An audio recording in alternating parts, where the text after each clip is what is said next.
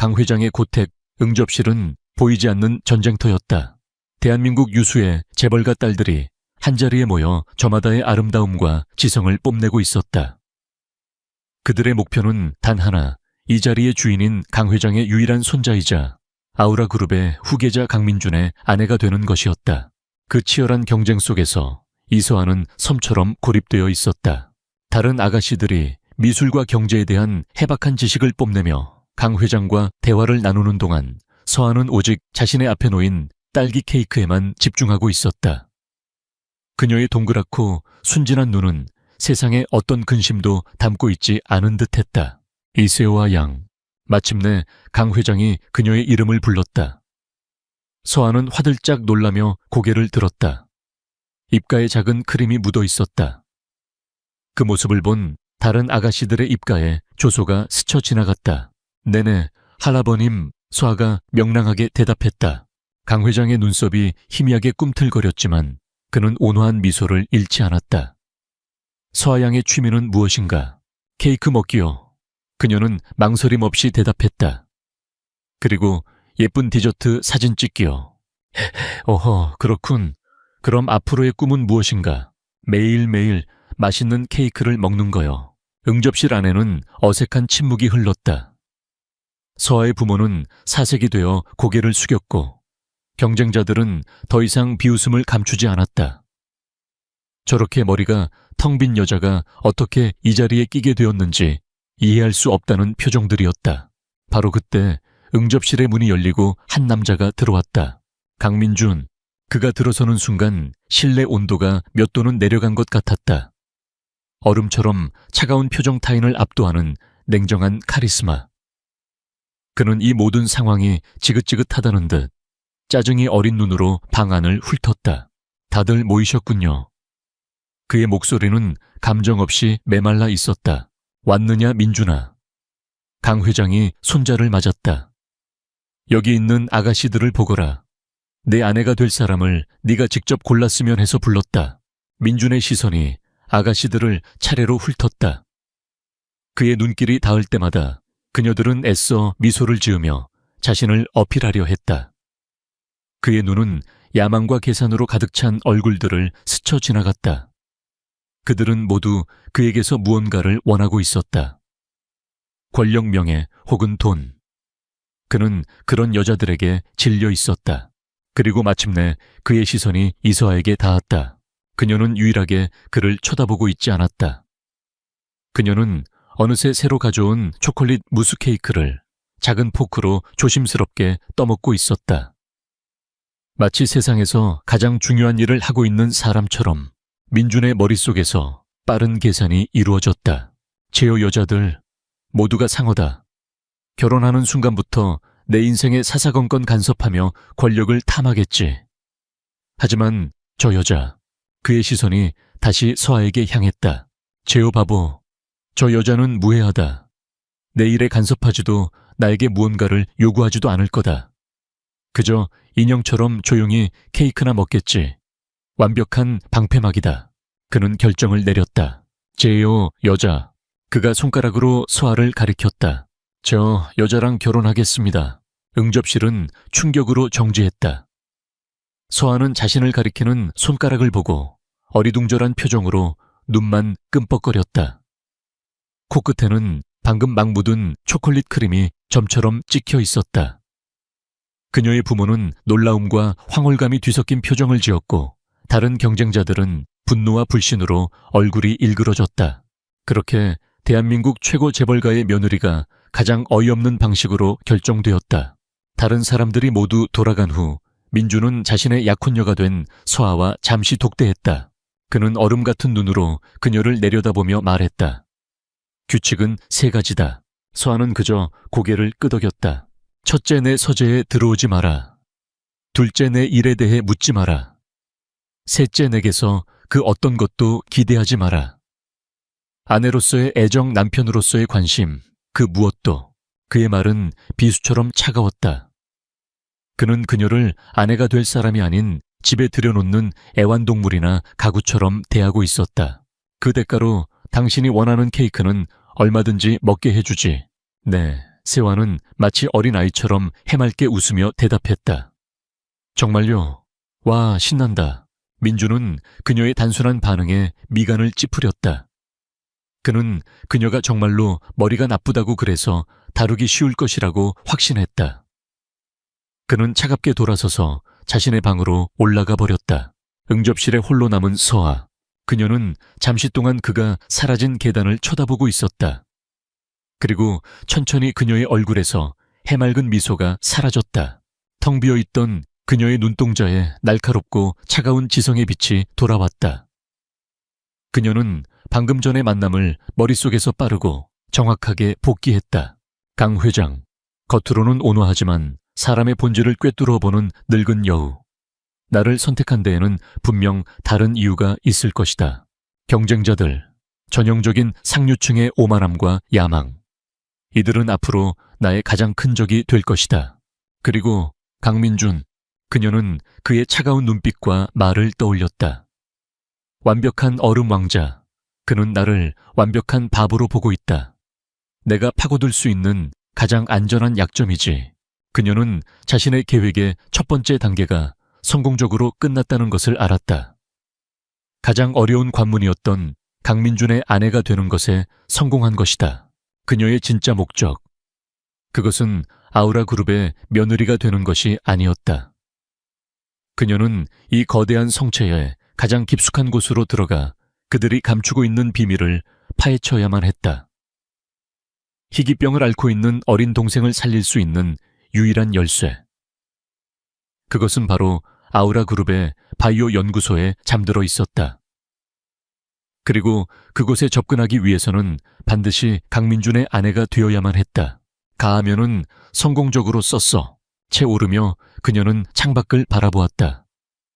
그녀의 얼굴은 더 이상 케이크를 보고 기뻐하던 단순한 소녀의 얼굴이 아니었다. 그것은 자신의 운명을 건 거대한 도박판에 막발을 들여놓은 냉철한 승부사의 얼굴이었다. 이제부터 시작이야, 이소아. 그녀의 조용하지만 위험한 전쟁은 그렇게 시작되고 있었다. 강민준과의 결혼 생활은 계약서의 내용처럼 건조하고 단순했다. 이소아의 새로운 삶은 거대한 세장 속에서의 완벽한 영이 그 자체였다. 그녀는 아무것도 모르는 케이크만 좋아하는 바보 아내 역할을 충실하게 수행했다. 아침에 일어나면 그녀는 커다란 거실에 푹신한 소파에 앉아 하루 종일 어린이 만화 채널을 보았다. 그녀의 앞에는 언제나 저택의 파티시에가 만든 달콤한 디저트들이 놓여 있었다. 저택의 고용인들은 그녀를 어린 사모님이라 부르며 한심하다는 듯한 동정과 경멸이 뒤섞인 시선으로 바라보았다. 사모님, 오늘 간식은 초콜릿 퐁당과 마카롱입니다. 와, 정말요, 최고예요. 서아는 마치 세상을 다 가진 아이처럼 기뻐했다. 그녀의 이런 순진한 반응은 그녀가 정말로 머리가 나쁘고 생각이 없다는 인상을 주기에 충분했다. 특히 민준의 사촌이자 아우라 그룹의 이사인 최유라는 노골적으로 그녀를 무시하고 괴롭혔다. 형님도 참 취향이 독특하시지. 저런 케이크만 아는 바보를 아내로 들이다니. 유라는 서아가 들으라는 듯이 큰 소리로 하녀에게 말하곤 했다. 어머, 새언니, 만화 재밌으세요. 그렇게 유치한 것만 보니 머리가 나빠지는 거 아닐까요? 서아는 그런 유라의 조롱에 그저 헤헤 웃으며 대답할 뿐이었다. 유라 아가씨도 같이 볼래요. 이 만화에 나오는 토끼가 정말 귀여워요. 그녀의 이런 동문서답과 천진난만한 반응은 유라를 더욱 화나게 만들었다. 상대가 전혀 타격을 받지 않으니 괴롭히는 재미조차 없었다. 하지만 밤이 되어 그녀의 방에 홀로 남게 되면 서아는 완벽하게 다른 사람으로 변했다. 그녀는 낮 동안 모았던 모든 정보들, 고용인들의 대화, 집안의 구조, 가족들의 역학관계를 머릿속에서 체계적으로 정리했다. 그녀는 자신의 방에 숨겨둔 소형 태블릿으로 아우라 그룹의 주가 변동과 최신 뉴스들을 분석했다. 그녀의 최종 목표인 아우라 바이오 연구소에 접근하기 위한 계획을 한 단계씩 치밀하게 세워나가고 있었다. 한편 강민준은 자신의 뭐랄까, 거의 신경을 쓰지 않았다. 그는 그녀가 자신의 삶에 어떤 영향도 미치지 않는 그저 할아버지를 만족시키기 위한 장식품이라고 생각했다. 그녀의 유치한 행동들은 그의 신경을 거슬리게 했지만 적어도 그녀는 다른 여자들처럼 그에게 무언가를 요구하거나 그의 일에 간섭하지 않았다. 그 점 하나만은 마음에 들었다. 하지만 그 평화로운 무관심에 아주 작은 균열이 생기기 시작했다. 어느 날 밤 민주는 자신의 서재에서 골머리를 앓고 있었다. 아우라 그룹이 새로 출시할 친환경 자동차의 글로벌 부품 공급망, 서플라이 체인에 심각한 문제가 생긴 것이다. 그는 며칠 밤낮으로 이 문제를 해결하기 위해 매달렸지만 복잡하게 얽힌 실타래는 좀처럼 풀리지 않았다. 다음 날 아침 식탁에는 무거운 침묵이 흘렀다. 민주는 밤샘 작업으로 피곤한 얼굴이었고 서아는 평소처럼 포크로 팬케이크를 쿡쿡 찌르며 장난을 치고 있었다. 그때 거실 한쪽에서 놀고 있던 서아가 알록달록한 레고 블록으로 무언가를 만들기 시작했다. 그녀는 블록으로 복잡하고 기이한 형태의 길을 만들었다. 우와, 보세요. 이렇게 길을 만드니까 자동차들이 하나도 안 막히고 쌩쌩 달려요. 그녀는 작은 자동차 장난감을 자신이 만든 길 위로 굴리며 혼자 신나서 소리쳤다. 민주는 짜증스럽게 그녀를 쳐다보았다. 아침부터 저 유치한 소음이라니. 하지만 그의 시선이 그녀가 만든 블록 구조물에 닿는 순간 그의 뇌가 번개라도 맞은 듯이 멈췄다. 서아가 만든 길은 중앙 집중적인 물류 허브를 거치지 않고 여러 개의 거점을 통해 부품을 분산시켜 공급하는 탈중앙화 물류 네트워크, 모델을 완벽하게 구현하고 있었다. 그가 며칠간 고민했던 문제에 대한 너무나도 단순하고 명쾌한 해답이었다. 아, 연이겠지. 민주는 고개를 저었다. 저런 바보가 이런 복잡한 개념을 알 리가 없었다. 그저 아이들의 장난이 우연히 자신의 고민과 맞아떨어졌을 뿐이라고 그는 결론 내렸다. 하지만 그의 머릿속에서는 그녀가 만든 블록의 이미지가 떠나지 않았다. 두 번째 균열은 몇 주 뒤에 일어났다. 이번에는 새로 론칭할 화장품 브랜드의 마케팅이 문제였다. 자연주의, 친환경 같은 진부한 컨셉으로는 더 이상 소비자들의 마음을 사로잡을 수 없었다. 그는 새롭고 강력한 슬로건이 필요했다. 그날 저녁 그는 거실에서 서류를 보고 있었고 서아는 소파에 누워 어린이용 자연 다큐멘터리를 보고 있었다. 화면에는 작은 씨앗이 거대한 숲을 이루는 과정이 나오고 있었다. 세상에서 가장 작은 씨앗 한 톨이 세상에서 가장 거대한 숲의 약속을 품고 있답니다. 다큐멘터리의 성구가 따뜻한 목소리로 말했다. 그 순간 서아가 박수를 치며 그 말을 노래처럼 따라 불렀다. 작은 씨앗, 커다란 숲, 작은 씨앗이 커다란 숲이 된대요. 그녀의 순진한 목소리가 민준의 귓가를 파고들었다. 작은 씨앗이 품은 거대한 숲의 약속. 민준은 들고 있던 펜을 떨어뜨렸다. 완벽했다. 그것은 단순한 슬로건을 넘어 브랜드의 철학을 담을 수 있는 강력한 스토리였다. 그는 다시 한번 소름이 돋는 우연에 놀랐다. 하지만 이번에도 그는 애써 그것이 우연일 뿐이라고 자신을 타이르는 수밖에 없었다. 하지만 그의 마음속 깊은 곳에서는 의심이라는 작은 씨앗이 싹트기 시작했다. 결정적인 사건은 강 회장과의 바둑 대결에서 일어났다. 어느 주말 오후 강 회장은 서아를 자신의 서재로 불러 바둑을 두자고 제안했다. 사야가 바둑 둘 줄 아느냐? 아니요, 처음 봐요.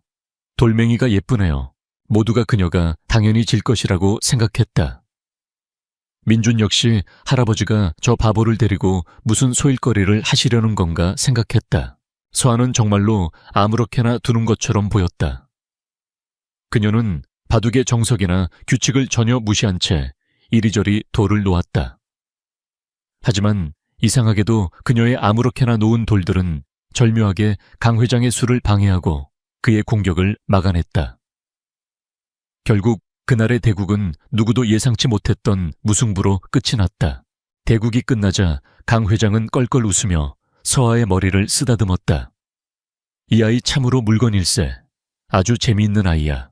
강 회장의 눈빛은 그저 손주 며느리를 귀여워하는 눈빛이 아니었다. 그 안에는 모든 것을 꿰뚫어 보는 듯한 날카롭고 흥미로운 빛이 담겨 있었다. 그날 밤 민주는 잠을 이룰 수 없었다. 그는 자신의 서재에서 지난 몇 주간의 거실과 식당의 CCTV 영상을 몇 번이고 돌려보았다. 그녀가 만들었던 블록 구조물, 그녀가 노래처럼 불렀던 다큐멘터리의 대사, 그리고 할아버지와의 바둑대국. 그는 영상을 확대했다. 그리고 마침내 찾아냈다. 모든 사람들이 다른 곳을 보고 있을 때 아주 찰나의 순간, 케이크를 향해 있던 그녀의 얼굴에서 순진하고 텅 비어있던 표정이 사라졌다. 대신 그 자리에는 모든 상황을 분석하는 듯한 차갑고 날카로운 지성이 스쳐 지나갔다. 그것은 1초도 안 되는 아주 짧은 순간이었지만 민준의 눈은 그것을 놓치지 않았다. 그는 의자 등받이에 몸을 깊숙이 기댔다. 그리고 그의 입가에 아주 천천히 차갑고도 흥미로운 미소가 번지기 시작했다. 무해한 인형인 줄 알았더니 능숙한 거짓말쟁이였군. 그는 배신감 대신 아주 강렬한 흥미와 호기심을 느꼈다. 이 재미없는 계약 결혼이 갑자기 세상에서 가장 흥미로운 게임처럼 느껴지기 시작했다. 그는 자신의 바비에와 가하, 보살, 바보 아내가 쓰고 있는 가면 뒤에 진짜 얼굴이 궁금해서 견딜 수가 없었다. 강민준의 의심이 싹 트는 동안에도 최유라의 이서아에 대한 경멸은 날이 갈수록 깊어졌다. 그녀의 눈에 이서아는 머릿속에 온통 케이크와 만화 생각뿐인 이용 가치가 높은 완벽한 바보였다. 그리고 그녀는 그 바보를 이용해 자신의 가장 큰 라이벌인 강민준에게 치명타를 날릴 계획을 세웠다. 아우라 그룹은 현재 정부가 주관하는 차세대 스마트시티 구축 사업의 수주를 위해 총력을 기울이고 있었다. 수조 원이 걸린 이 거대한 프로젝트의 성공 여부는 그룹의 미래를 좌우할 만큼 중요했다. 그리고 최유라는 바로 이 프로젝트를 망가뜨릴 생각이었다. 사혜 언니, 요즘 오빠랑은 좀 어때요? 어느 날 오후 유라는 평소와 달리 아주 다정한 얼굴로 서아에게 다가왔다. 그녀는 손에 예쁘게 포장된 마카롱 상자까지 들고 있었다. 민준 오빠가 워낙 무뚝뚝해서 새언니가 고생이 많죠. 제가 두 사람 사이가 좋아지게 좀 도와줄게요. 서아는 의아한 표정으로 그녀를 바라보았다. 이 여우 같은 여자가 또 무슨 꿍꿍이일까? 하지만 그녀는 여전히 순진한 얼굴로 고개를 갸웃거렸다. 정말요? 어떻게요? 유라는 핸드백에서 작은 USB 하나를 꺼내 서아의 손에 쥐어주었다. 이거 민준 오빠가 사무실에 두고 간 거예요. 그녀가 비밀스럽게 속삭였다. 내일 아침에 있을 스마트시티 최종 입찰 프레젠테이션에 꼭 필요한 아주 중요한 파일이래요. 새언니가 오늘 밤에 몰래 오빠 서재 책상 위에 올려두면 오빠가 분명 기뻐할 거예요. 그것은 너무나도 허술하고 유치한 함정이었다. 서아는 민준이 자신의 서재에 그 누구도 심지어 할아버지인 강 회장조차 들이지 않는다는 사실을 알고 있었다. 유라는 이 USB를 통해 프로젝트를 망치는 동시에 서아와 민준의 사이를 이간질할 속셈이었다. USB 안에 든 파일이 무기겠군. 서아는 속으로 생각했다. 우와, 정말요? 저한테 이렇게 중요한 임무를 맡겨주시다니 고마워요. 유라 아가씨. 그녀는 마치 대단한 상이라도 받은 아이처럼 기뻐하며 USB를 품에 꼭 안았다. 그날 밤 서아는 중대한 임무를 수행하는 비장한 스파이처럼 살금살금 2층으로 올라갔다. 물론 이 모든 것은 집안 곳곳에 설치된 CCTV를 통해 강민준이 지켜보고 있을 것이라는 계산하에 이루어진 연기였다. 그녀는 서재로 향하는 복도 중간에서 마치 발이라도 헛디딘 것처럼 과장되게 비틀거렸다. 그리고 그녀의 손에 들려있던 오렌지 주스잔이 정확하게 USB 위로 쏟아졌다. 어머나 어떡해. 서아는 금방이라도 울음을 터뜨릴 것 같은 표정으로 소리쳤다. 그녀의 비명소리에 근처에 있던 하녀가 달려왔다. 사모님 괜찮으십니까? 네, 내가 아주 중요한 걸 망가뜨렸어요. 흐앙유라 아가씨가 오빠 갖다 주라고 한 건데 나 이제 어떡해요? 그녀는 흠뻑 젖은 USB를 들고 발을 동동 굴렀다. 완벽한 연기였다. 서아는 울먹이며 거실에 있는 공용 노트북으로 달려갔다. 고쳐야 해. 내가 고쳐야 해. 그녀는 주스에 젖은 USB를 노트북에 꽂았다. 화면에 몇 번의 에러 메시지가 뜨더니 간신히 파일 하나가 열렸다. 스마트시티 최종 예산안이라는 제목의 엑셀 파일이었다. 서아는 파일을 열어보고는 더욱 서럽게 울기 시작했다. 숫자들이 다 이상해졌어. 내가 다 망쳤어. 하지만 울먹이는 그녀의 눈빛은 그 어느 때보다도 냉철했다. 그녀는 빠르게 파일을 스캔했다. 유라의 계략은 생각보다 정교했다. 예산안의 항목별 금액을 교묘하게 부풀려 전체 사업비를 터무니없이 높게 보이도록 만들었고, 중요한 계산 수식 몇 개를 의도적으로 망가뜨려 보고서 전체의 신뢰도를 떨어뜨렸다. 이대로 제출했다면 아우라 그룹은 탐욕스럽고 무능한 기업으로 낙인 찍혀 입찰에서 탈락할 것이 뻔했다. 서아는 눈물을 뚝뚝 흘리면서 키보드 위에서 손가락을 마구잡이로 두드리기 시작했다. 마치 컴퓨터를 전혀 다룰 줄 모르는 사람이 당황해서 아무 키나 누르는 것처럼 보였다. 하지만 그 혼란스러운 움직임 속에서 그녀의 손가락은 놀라운 속도와 정확성으로 움직이고 있었다. 그녀는 망가진 수식을 순식간에 복원했고 부풀려진 예산 항목들을 현실적인 수치로 되돌려 놓았다. 심지어 기존의 예산안보다 훨씬 더 효율적이고 최적화된 비용 구조로 재설계하기까지 했다. 몇 분 후 그녀는 완전히 새로워진 예산안을 깨끗한 새 USB에 저장했다. 그리고 노트북에서 모든 접속 기록과 흔적을 완벽하게 삭제했다. 그녀는 새 USB를 들고 울먹이는 얼굴로 민준의 서재 문 앞으로 갔다. 마침 그곳을 지나가던 김 집사에게 그녀는 자초지종을 설명했다. 집사님, 제가 실수로 주스를 쏟아서 원래 USB는 고장 났는데 제가 열심히 노력해서 파일을 새로 저장했어요. 이거라도 오빠 책상 위에 좀 전해주세요. 흑흑. 김 집사는 민준의 비밀 지령에 따라 그녀의 모든 행동을 지켜보고 있었다. 그는 복잡한 표정으로 그녀가 내민 새 USB를 받아들었다. 서재 안강민준은 자신의 모니터를 통해 이 모든 광경을 실시간으로 지켜보고 있었다. 그의 얼굴은 어떤 감정도 읽을 수 없는 포커페이스였지만 그의 눈동자는 흥미롭게 빛나고 있었다. 김 집사에게서 건네받은 USB. 그는 그것을 자신의 컴퓨터에 꽂아 파일을 열었다. 그리고 그는 할 말을 잃었다. 파일 안에는 흠잡을 데 없이 완벽한 예산안이 들어있었다. 그가 이끌던 TF팀이 몇 주간 만든 초안보다도 훨씬 더 뛰어나고 논리적이며 설득력 있는 보고서였다. 그는 CCTV 화면을 되돌려 그녀가 키보드를 두드리던 모습을 다시 확인했다. 마구잡이로 보였던 그녀의 손놀림은 사실 현란한 연주에 가까운 전문가의 타이핑이었다. 이제 모든 의심은 확신으로 변했다. 당신 도대체 정체가 뭐야? 그의 입가에 떠올랐던 미소가 더욱 짙어졌다. 다음 날 스마트시티 사업 최종 입찰 프레젠테이션 현장. 최유라는 강민준이 어떤 망신을 당할지 기대하며 의기양양하게 앉아 있었다. 하지만 프레젠테이션을 위해 무대에 오른 민준은 한치의 망설임도 없이 서아가 수정한 예산안을 발표했다. 그의 발표는 완벽했고 그가 제시한 예산안은 모든 경쟁사들을 압도할 만큼 훌륭했다. 결과는 아우라 그룹의 압도적인 승리였다. 유라는 충격에 휩싸였다. 그녀는 자신의 완벽한 계획이 어떻게 실패했는지 도저히 이해할 수 없었다. 하지만 그녀의 불행은 거기서 끝나지 않았다. 그녀가 심어놓은 스파이 프로젝트 팀의 박 부장이 갑자기 감사팀에 의해 연행되었다. 서아가 거실 노트북에서 파일을 열려고 시도했을 때 그녀가 의도적으로 일으킨 몇 번의 로그인 에러가 서버에 기록되었고 그것을 수상하게 여긴 민준의 보안팀이 파일의 출처를 역추적하여 최초 작성자인 박 부장을 찾아낸 것이다. 박 부장은 모든 것이 최유라 이사의 지시였다고 자백했다.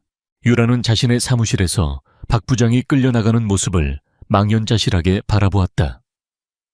자신의 꾀에 자신이 완벽하게 넘어가 버린 것이다.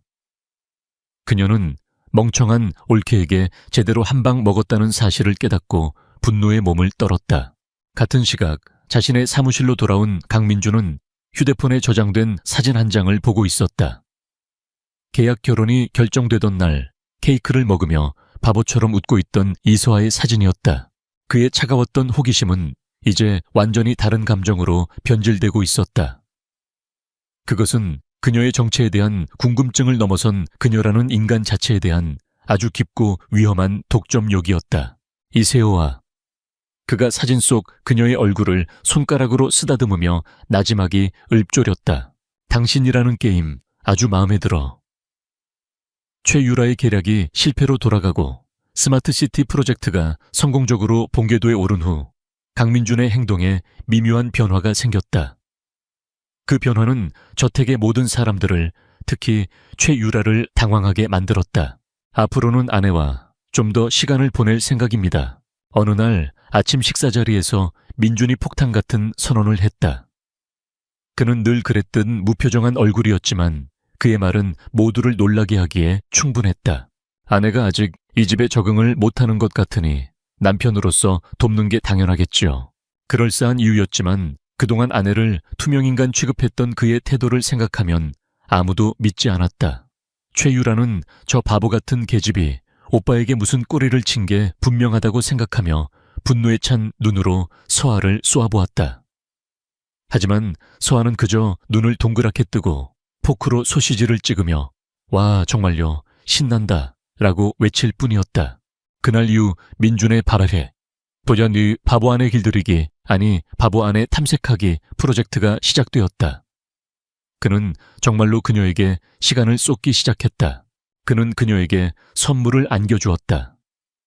하지만 그 선물들은 다른 재벌가 남편들이 아내에게 주는 다이아몬드나 명품 가방이 아니었다.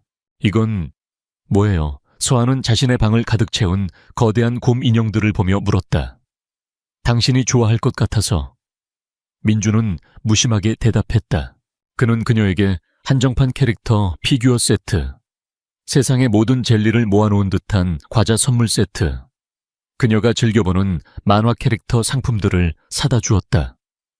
그는 그녀를 시험했다. 그녀가 이런 유치한 선물에 만족하지 않고 더 비싸고 값비싼 것을 요구하는지 보고 싶었다. 하지만 서아는 그의 시험을 완벽하게 통과했다.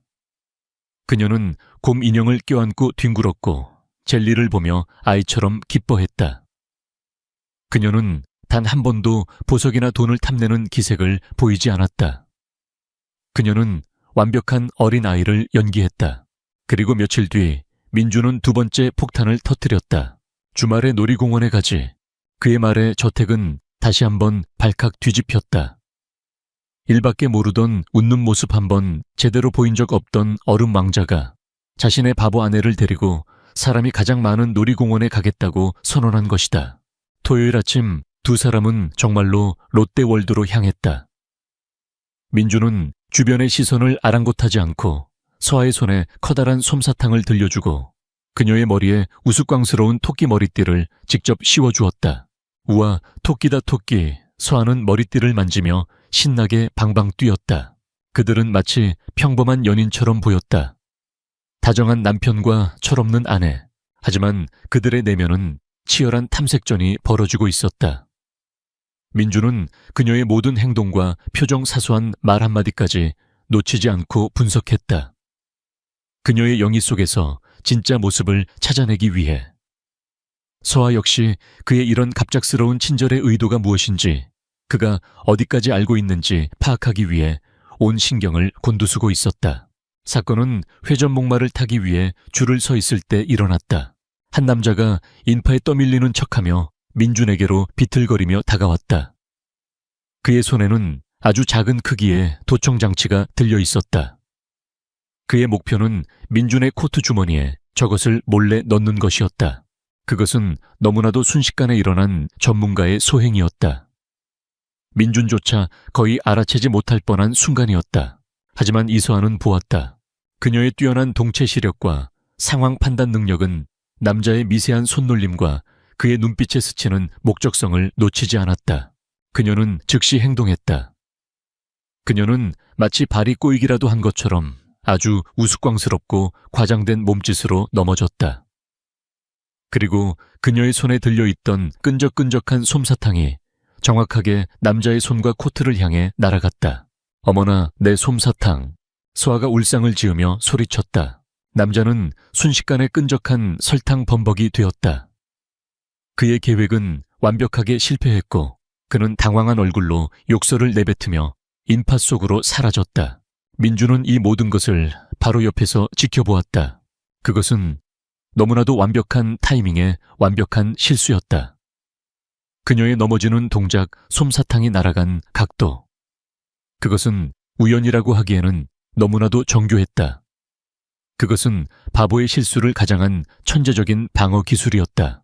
그 순간 그의 머릿속에 있던 마지막 퍼즐 조각이 맞춰졌다. 그의 아내는 바보가 아니었다. 그녀는 정체를 알 수 없는 엄청난 훈련을 받은 고수였다. 어쩌면 자신을 보호하기 위해 할아버지가 보낸 비밀 요원일지도 모른다고 그는 생각했다. 그의 차가웠던 호기심은 이제 경외감과 감탄, 그리고 그녀에 대한 강력한 보호 본능으로 변해가고 있었다. 그는 더 이상 그녀와 게임을 하고 있는 것이 아니었다.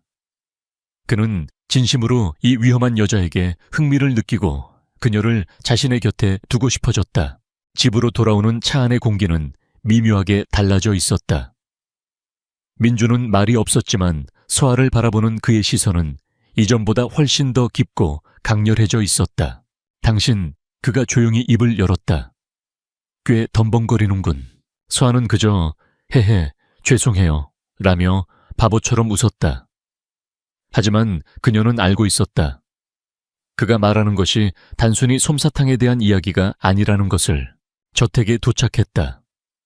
서아가 차에서 내리려는 순간 민준이 그녀의 손목을 붙잡았다. 그의 손은 따뜻하고 단단했다. 이소아 씨. 그가 처음으로 낮고 진지한 목소리로 그녀를 불렀다. 조심해. 그것은 경고이자 선언이었다. 나는 알고 있다는. 서아의 해맑았던 가면이 순간 미세하게 흔들렸다. 그녀의 눈이 그의 깊은 눈동자와 마주쳤다. 말하지 않아도 그들은 서로를 이해하고 있었다. 그들의 게임은 이제 새로운 국면으로 접어들었다. 그는 더 이상 관찰자가 아니었다. 그는 이제 그녀의 편이 그녀를 지키는 어둠 속의 기사가 되기로 결심하고 있었다. 그리고 서아는 자신의 기사가 생각보다 훨씬 더 빨리 자신의 정체에 접근해오고 있다는 사실에 짜릿한 긴장감을 느꼈다. 놀이공원에서 돌아온 그날 밤 저택의 공기는 이전과 완전히 달라져 있었다. 이소아는 자신의 방으로 돌아가려 했지만 강민준이 그녀를 막아섰다. 잠깐 나 좀 보지. 그의 목소리는 낮고 진지했다. 그는 그녀를 이끌고 자신이 그토록 들어오지 말라고 경고했던 2층의 서재로 향했다. 그가 스스로 자신의 첫 번째 규칙을 깨뜨린 것이다. 오래된 규칙은 이제 소용없다는 무언의 신호였다. 서재는 어둡고 위압적이었다. 거대한 책상과 벽면을 가득 채운 책들. 이곳은 강민준이라는 남자의 성역이자 그의 머릿속과도 같은 공간이었다. 그는 서아를 자신의 맞은편 의자에 앉혔다. 두 사람 사이에는 팽팽한 긴장감이 흘렀다. 민주는 변죽을 울리지 않았다. 그는 얼음 같은 눈으로 그녀를 똑바로 응시하며 단도직입적으로 물었다. 당신 정체가 뭐야? 서아의 심장이 쿵 내려앉았다. 올 것이 왔다고 그녀는 생각했다. 계속 연기할 생각이라면 그만두는 게 좋을 거야. 민준이 말을 이었다. 그는 테이블 위에 서류 몇 장을 던졌다. 물류 공급망 문제에 대한 해답을 줬던 당신의 레고 블록 구조물. 친환경 화장품의 완벽한 슬로건이 되었던 당신의 혼잣말. 할아버지를 상대로 무승부를 이끌어냈던 당신의 우연한 바둑 실력. 그리고 오늘 놀이공원에서 날 노리던 놈을 막아냈던 당신의 실수까지. 그는 차갑게 웃었다. 우연은 이렇게 자주 일어나지 않아, 이소아 씨. 이제 그 바보 같은 가면은 벗어. 진실을 말해. 그의 눈빛은 모든 것을 꿰뚫어 보고 있었다. 더 이상 영희는 통하지 않았다. 서아는 마른 입술을 깨물었다. 그녀는 모든 것을 걸고 진실을 말하기로 결심했다. 그녀는 이 차가운 남자 안에 숨어있는 아주 작은 가능성에 희망을 걸어보기로 했다. 그녀는 깊은 숨을 들이마셨다. 제 본명은 이서아가 맞아요. 그녀의 목소리는 더 이상 어리숙하지 않았다. 차분하고 지적인 그녀 본연의 목소리였다.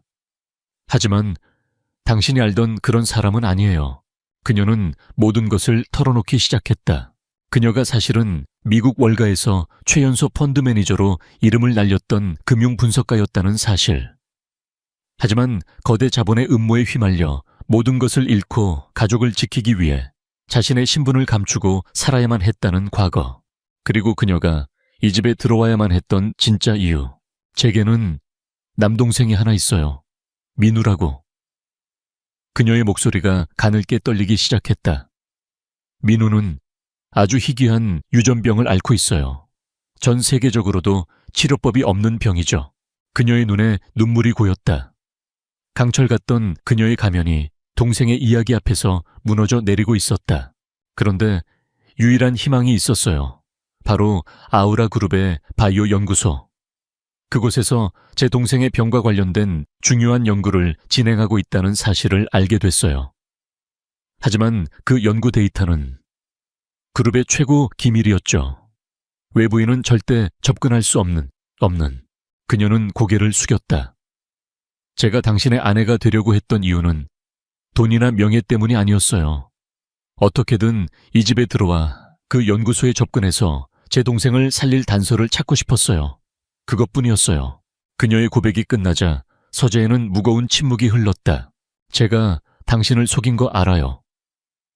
그녀가 눈물을 흘리며 말했다. 어떤 벌이든 달게 받을게요.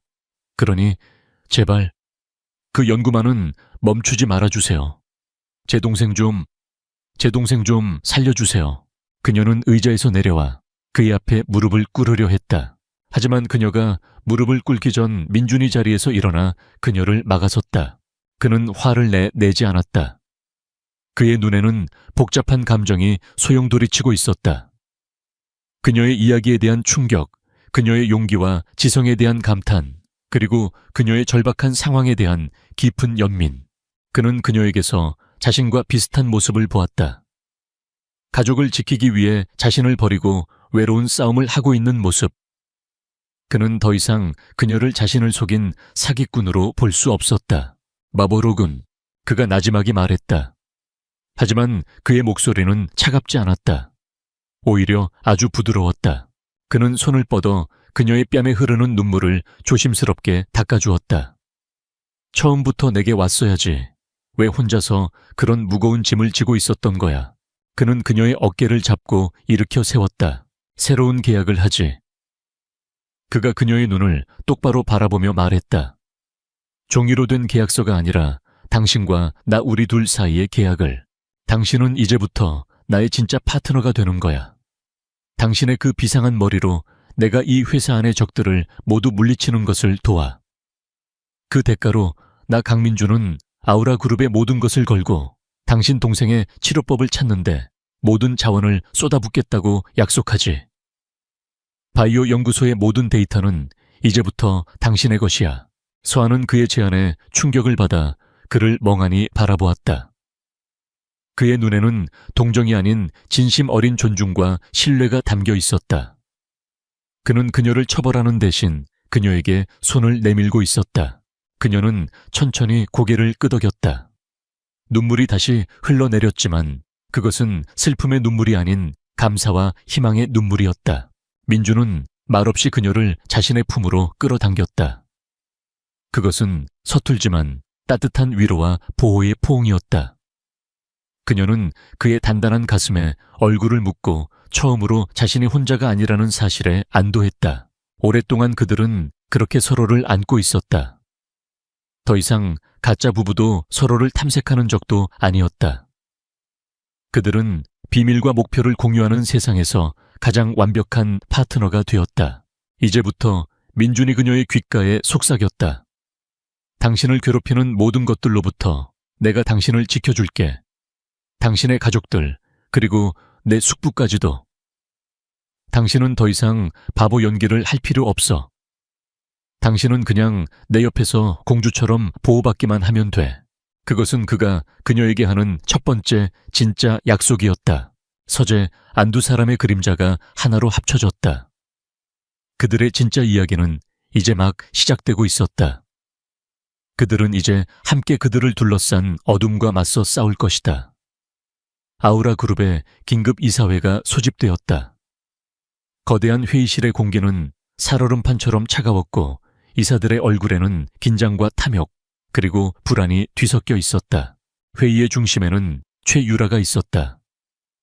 그녀는 그 어느 때보다 자신감 넘치는 모습으로 단상 앞에 서서 강민준 회장에 대한 불신이만을 상정하고 있었다. 존경하는 이사님 여러분, 저는 오늘 비통한 심정으로 이 자리에 섰습니다. 그녀는 슬픈 표정을 연기하며 자신이 얼마나 회사를 걱정하고 있는지를 역설했다. 강민준 회장님께서 최근 수주한 스마트시티 프로젝트 겉보기에는 화려한 성공처럼 보입니다. 하지만 그 이면을 들여다보면 심각한 문제가 숨어 있습니다. 그녀는 미리 준비한 조작된 보고서를 화면에 띄웠다. 보고서는 프로젝트가 심각한 재정난에 부딪혔으며 이 모든 것이 강민준 회장의 독단적이고 무모한 경영 방식 때문이라고 지적하고 있었다. 그녀는 매수한 전문가들의 소견을 덧붙이며 이대로 가다가는 그룹 전체가 위험에 빠질 것이라고 주장했다. 이 모든 것은 회장님께서 최근 사적인 감정에 치우쳐 회사 경영에 집중하지 못하고 있기 때문입니다. 그녀는 교묘하게 이서아를 겨냥했다. 따라서 저는 그룹의 미래를 위해 강민준 회장의 경영권을 일시적으로 정지하고 제가 의장 대행을 맡아 이 위기를 수습할 것을 제안하는 바입니다. 그녀의 연설은 설득력이 있었다. 그녀가 매수해둔 몇몇 이사들이 즉시 동조하며 박수를 쳤다. 다른 중립적인 이사들 역시 그녀가 제시한 그럴싸한 증거 앞에서 흔들리기 시작했다. 회의는 그녀의 의도대로 흘러가고 있었다. 그녀는 승리를 확신했다. 강민준은 회의 내내 팔짱을 낀 채 아무 말 없이 그녀의 연극을 지켜보고 있었다. 그의 침묵을 유라는 패배를 인정한 나약함이라고 착각했다. 마침내 투표가 시작되려 할 때였다. 민준이 처음으로 입을 열었다. 그의 목소리는 차분했지만 회의실 전체를 울릴 만큼 강력했다. 투표하기 전에 그가 말했다. 이 프로젝트에 대한 또 다른 분석 보고를 들어봐야 할 것 같습니다. 모두의 시선이 그에게 쏠렸다. 저의 아내이자 제 가장 신뢰하는 전략자문인 이서아 씨의 보고를 말입니다. 그의 말이 끝나기 무섭게 회의실의 문이 열렸다. 이서아가 안으로 걸어 들어왔다. 회의실에 있던 모든 사람들이 자신의 눈을 의심했다. 그곳에는 더 이상 케이크나 좋아하는 바보 소녀가 없었다. 날카롭고 지적인 분위기를 풍기는 파워 수트를 입고 차갑고 자신감 넘치는 표정을 한 완전히 다른 사람이 서 있었다. 그녀는 또각거리는 구두 소리를 내며 망연자실하게 쳐다보는 최유라를 지나쳐 단상으로 향했다. 그녀는 자신의 노트북을 회의 시스템에 연결했고 거대한 스크린은 그녀가 준비한 화면으로 바뀌었다. 최유라의 얼굴이 하얗게 질리기 시작했다. 안녕하십니까. 아우라 그룹 회장 전략 자문 이서아입니다. 그녀의 목소리는 맑고 명료했으며 지적인 자신감으로 가득 차 있었다. 지금부터 최유라 이사님께서 제기하신 주장에 대해 사실에 근거하여 하나씩 반박해 드리겠습니다. 그녀의 방역이 시작되었다. 그녀는 먼저 프로젝트의 실제 재무 데이터를 화면에 띄웠다. 그녀의 데이터는 프로젝트가 재정난은커녕 예상치를 뛰어넘는 엄청난 수익을 낼 것이라는 사실을 명백하게 보여주고 있었다. 최 이사님께서 말씀하신 예상치 못한 재정난의 정체는 이것입니다. 다음 화면에는 최유라가 프로젝트 자금을 빼돌리기 위해 비밀리에 설립한 여러 개의 유령 회사 명단과 그 회사들로 돈이 흘러 들어간 내역이 붉은색으로 표시되어 나타났다. 돈의 흐름은 정확하게 그녀의 개인 비자금 계좌를 향하고 있었다. 아니야. 저건 조작이야. 유라가 비명을 질렀다. 하지만 서아는 멈추지 않았다. 그녀는 유라가 매수한 전문가들에게 뇌물이 건네지는 순간이 담긴 녹음 파일을 재생했다. 전문가들의 목소리와 유라의 목소리가 회의실 전체에 울려 퍼졌다. 이사들의 얼굴이 경악으로 물들었다. 자신들이 한낱 사기꾼에게 놀아났다는 사실에 분노하기 시작했다. 그리고 마지막 결정타. 초에유라 이사님의 최종 목표는 단순히 회장님을 끌어내리는 것이 아니었습니다. 서한은 마지막 증거를 화면에 띄웠다. 그것은 유라가 스마트시티 자회사 하나를 고의로 부도 처리한 뒤 해외의 위장 회사를 통해 헐값에 인수하여 그 회사의 핵심 기술을 통째로 집어삼키려 했던 전체 계획도였다. 모든 증거는 완벽했다. 회의실은 아수라장이 되었다. 유라의 편에 섰던 이사들은 이제 그녀를 향해 손가락질하며 비난을 퍼부었다. 이런 사기꾼 같은 어떻게 우리를 속일 수가 있어. 유라는 아무 말도 하지 못한 채 공포에 질려 주저앉았다. 그때 조용히 모든 것을 지켜보던 강민준이 자리에서 일어났다. 모언팀. 그의 차가운 한마디에 회의실 문이 열리고 보안 요원들이 들이닥쳤다. 그들은 히스테리를 부리는 최유라와 그녀의 핵심 공모자 몇 명의 팔을 붙잡아 회의실 밖으로 끌어냈다. 모든 것이 끝났다. 서한은 마침내 프레젠테이션을 마쳤다. 회의실은 잠시 동안의 정적 끝에 우레와 같은 박수 소리로 가득 찼다. 이사들은 이제 그녀를 존경과 경외의 눈빛으로 바라보고 있었다. 민준이 단상 위로 올라와 그녀의 옆에 섰다. 그는 그녀의 손을 잡고 모든 사람들이 볼 수 있도록 높이 들어 올렸다. 그는 그녀를 그저 사랑하는 눈빛으로만 본 것이 아니었다. 그의 눈에는 자신의 왕국을 구해낸 위대한 여왕에 대한 무한한 자부심과 존경이 담겨 있었다. 가면을 쓴 신부는 마침내 스스로의 힘으로 왕관을 쓴 여왕이 되었다. 최유라의 쿠데타가 실패로 돌아간 후 아우라 그룹에는 새로운 바람이 불었다. 강민준은 더 이상 얼음 왕자가 아니었다. 그의 곁에는 언제나 지혜롭고 아름다운 아내 이소아가 함께했다. 두 사람은 단순한 부부를 넘어 서로에게 가장 완벽한 사업 파트너이자 인생의 동반자였다. 세상은 그들의 이야기에 열광했다. 바보 공주인 줄 알았던 그녀가 사실은 가면을 쓴 천재 전략가였다는 사실. 그리고 그녀를 알아본 냉정한 재벌 3세와의 동맹과 사랑. 그들의 이야기는 한편의 영화 같았고 이소아는 순식간에 모든 여성들의 새로운 워너비로 떠올랐다. 강민준은 약속을 지켰다. 그는 즉시 아우라 바이오 연구소의 모든 역량을 동원하여 서아의 동생 민우의 병을 치료하기 위한 특별 TV팀을 꾸렸다. 그는 전 세계 최고의 의료진과 연구원들을 서울로 불러 모았다. 서아는 이제 더 이상 몰래 정보를 훔쳐볼 필요가 없었다. 그녀는 당당하게 연구소의 최고 책임자가 되어 동생의 치료 과정을 직접 지휘했다. 몇 달간의 필사적인 노력 끝에 기적이 일어났다. 연구팀이 마침내 민우의 병을 치료할 수 있는 획기적인 신약 개발에 성공한 것이다. 민우는 점차 건강을 되찾았고 서아는 비로소 평생을 짓눌렀던 무거운 짐을 내려놓을 수 있었다. 모든 것이 제자리를 찾은 어느 날, 저녁 민주는 서아를 위한 특별한 이벤트를 준비했다. 그는 저택의 거대한 정원을 수천 개의 반짝이는 조명과 그녀가 가장 좋아하는 흰색 장미로 가득 채웠다. 그리고 정원 한가운데 그는 오케스트라를 불러 아름다운 세레나데를 연주하게 했다. 이게 다 뭐예요? 서아는 꿈을 꾸는 듯한 표정으로 물었다. 민주는 그녀의 앞에 한쪽 무릎을 꿇었다. 그의 손에는 작고 반짝이는 벨벳 상자가 들려 있었다. 이소아 씨, 그의 목소리는 진심으로 가득 차 있었다. 우리의 시작은 계약이었지만 나는 이제 당신 없는 내 삶을 상상할 수 없게 됐어. 당신은 내 얼어붙은 세상을 녹여준 유일한 사람이야. 그는 상자를 열었다. 그 안에는 세상에서 가장 완벽한 다이아몬드 반지가 밤하늘의 별처럼 빛나고 있었다. 나와 진짜 부부가 되어주겠어. 계약이 아닌 사랑으로. 평생 당신을 공주처럼 아끼고 사랑하게 해줘. 서아의 눈에서 행복의 눈물이 흘러내렸다. 그녀는 말없이 고개를 끄덕였다. 민준이 그녀의 손가락에 반지를 끼워주는 순간 밤하늘에서는 화려한 불꽃이 터져 나왔다. 그들의 진짜 결혼식은 그렇게 둘만의 세상 속에서 다시 한번 열렸다. 시간이 흘러 서아는 더 이상 가면을 쓸 필요가 없었다. 그녀는 아우라 그룹의 부회장이자 남편의 가장 든든한 조력자로서 자신의 능력을 마음껏 펼쳤다.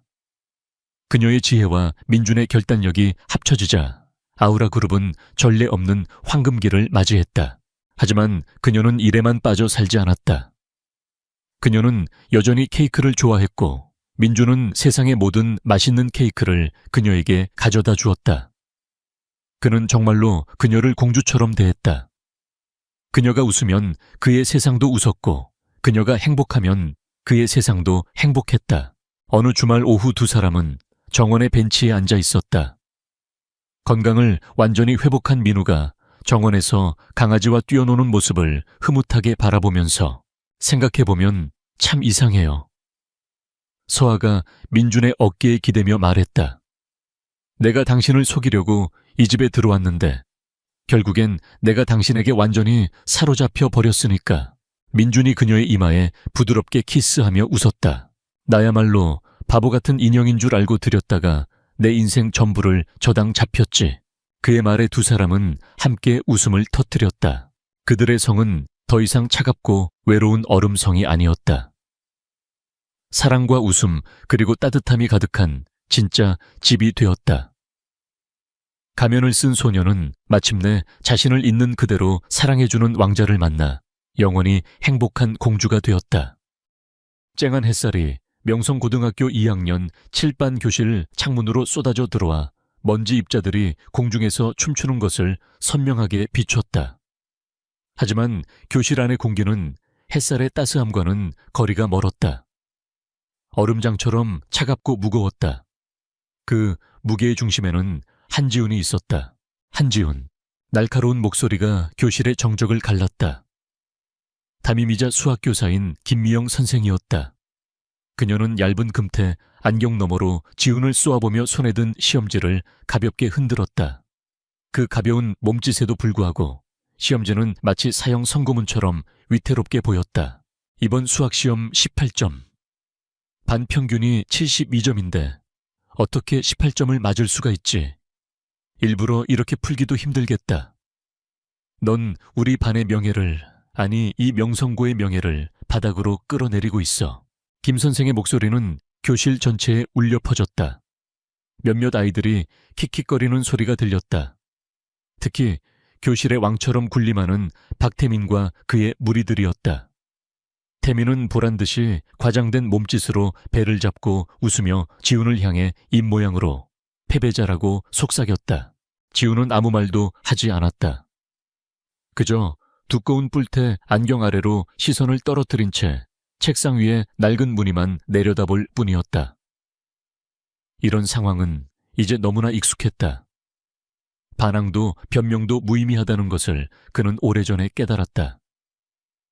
이 교실에서 한지훈은 성적 최하위 존재감, 제로 놀림과 경멸의 대상일 뿐이었다. 그는 스스로를 보이지 않는 소년이라 불렀다. 그 편이 상처를 덜 받는 유일한 방법이었다. 수업 끝나고 교무실로 와. 학부모님께도 연락드려야겠으니까. 김 선생의 마지막 말이 비수처럼 날아와 지훈의 가슴에 박혔다. 지훈은 작게 고개를 끄덕였다. 마침내 수업 종료를 알리는 종이 울렸고 억압적인 공기는 학생들의 소음과 함께 흩어졌다. 아이들은 335 짝을 지어 매점으로 달려가거나 다음 수업 준비를 했다. 지훈은 그 모든 소란 속에서 섬처럼 고립되어 있었다. 그가 자리에서 일어나려 할 때였다. 복도를 지나가던 박태민이 마치 실수인 척 지훈의 책상 모서리를 발로 찼다. 균형을 잃은 책상 위에서 필통과 책 몇 권이 와르르 바닥으로 쏟아졌다. 어이구 미안.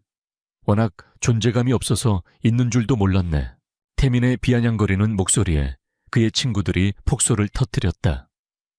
지훈은 아무 말 없이 허리를 숙여 흩어진 학용품을 주워 담았다. 그의 손가락 끝에 달아빠진 연필 한 자루가 잡혔다. 그는 그 연필을 쥔 채 잠시 멈칫했다. 아무도 보지 못했지만 그의 눈빛은 순간 차갑게 가라앉았다. 그 눈은 18점짜리 수학 시험지를 가진 소년의 것이 아니었다. 그것은 모든 것을 꿰뚫어 보는 듯한 깊고 서늘한 시면의 눈빛이었다. 하지만 그 감정은 순식간에 사라졌고 그는 다시금 아무것도 아닌 보이지 않는 소년으로 돌아와 묵묵히 제 할 일을 마쳤다. 집으로 돌아오는 길은 언제나 길고 외로웠다. 화려한 학원 버스들이 학생들을 실어 나르고 교복을 입은 아이들이 웃고 떠들며 거리를 채웠지만 지우는 그 풍경에 속하지 못했다. 그는 낡은 아파트 단지를 향해 터벅터벅 걸었다. 엘리베이터의 고장 안내문을 보고 망설임 없이 14층까지 계단을 올랐다. 계단을 오르는 규칙적인 발소리는 그의 유일한 친구 같았다. 다녀왔습니다. 텅 빈 집에 그의 목소리가 공허하게 울렸다. 부모님은 밤늦게까지 맞벌이를 하셨고 저녁은 늘 식탁 위에 홀로 놓여 있었다. 그는 가방을 내려놓고 곧장 자신의 방으로 향했다. 작고 낡은 방. 창문 하나와 책상 침대가 전부인 단출한 공간이었다. 하지만 그 방의 한쪽 구석에는 이 공간과 전혀 어울리지 않는 물건이 있었다. 전문가용으로 보이는 세 대의 모니터와 고사양의 본체, 그리고 인체공학적으로 설계된 키보드와 마우스였다. 지우는 의자에 앉아 컴퓨터의 전원을 켰다. 웅하는 낮은 소음과 함께 모니터들이 차례로 켜지자 방 안의 분위기는 순식간에 바뀌었다. 어둡고 칙칙했던 공간이 수많은 데이터와 코드가 흐르는 디지털 세계의 중심부, 즉 조종실로 변모했다. 그는 익숙하게 손을 놀려 여러 개의 보안 프로그램을 실행시킨 후 암호화된 네트워크에 접속했다. 화면에 로그인 창이 떴다. 아이디 입력란에 그가 타이핑한 것은 한지훈이 아니었다. 닉스, 그리스 신화 속 밤의 여신. 모든 것을 숨기고 모든 것을 볼 수 있는 존재. 그것이 그의 또 다른 이름이었다. 엔터키를 누르자 완전히 다른 세상이 열렸다. 어둡고 복잡한 인터페이스의 포럼과 채팅창들이 화면을 가득 메웠다. 그곳에서 그는 더 이상 명성고의 왕따 한지훈이 아니었다. 그는 전설적인 화이트햇 해커 닉스가였다. 기업의 보안 시스템 취약점을 찾아내 거액의 보상금을 받거나 다른 해커들이 몇 주간 매달려도 풀지 못한 암호를 단 몇 시간 만에 풀어내는 천재. 그의 IQ는 180이었지만 학교에서는 그 천재성을 20점 미만의 시험지 뒤에 철저히 숨겼다. 닉스 왔군. 실리콘밸리의 퀀텀 리프사에서 의뢰가 들어왔다. 자기들 차세대 AI의 방어벽을 뚫어보라는군. 성공 보수는 5만 달러다. 관심 있나? 사이페어라는 아이디를 쓰는 동료 해커에게서 메시지가 도착했다. 5만 달러. 그의 부모님이 몇 달을 꼬박 일해야 만질 수 있는 돈이었다. 지훈의 입가에 희미한 미소가 번졌다. 학교에서 그를 경멸하는 아이들과 선생은 상상조차 할 수 없을 것이다. 자신들이 패배자라고 부르는 소년이 모니터 뒤에서 전 세계의 거대 기업들을 상대로 두뇌 싸움을 벌이고 있다는 사실을. 그는 키보드 위로 손가락을 가져갔다. 그의 손놀림은 더 이상 어눌하지 않았다. 마치 피아니스트가 건반 위에서 춤을 추듯 그의 손가락은 빠르고 정확하게 움직였다. 타타탁 타타타탁. 규칙적이고 경쾌한 타건음이 어두운 방을 채웠다. 그것은 세상의 부조리와 편견에 맞서는 그만의 언어이자 유일한 해방구였다. 퀀텀 리프라. 재밌겠군.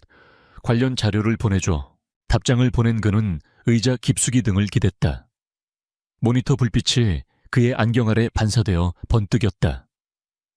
화면에는 수천 수만 줄의 복잡한 코드들이 폭포수처럼 쏟아져 내리고 있었다. 그 코드들은 학교의 수학 문제처럼 정해진 답이 없었다. 오직 논리와 창의력 그리고 집요함만이 유일한 열쇠였다. 이곳에서는 아무도 그의 성적표나 가정 환경을 묻지 않았다. 오직 실력만이 모든 것을 증명했다. 그는 왜 이런 이중 생활을 하는 걸까? 단지 돈 때문만은 아니었다. 과거 그의 재능이 의도치 않게 소중한 사람을 다치게 한 적이 있었다. 그 후로 그는 깨달았다. 평범함은 가장 안전한 방패라는 것을. 그는 스스로를 감추고 세상이라는 거대한 시스템을 관찰하기로 했다. 사람들의 위선, 욕망, 편견.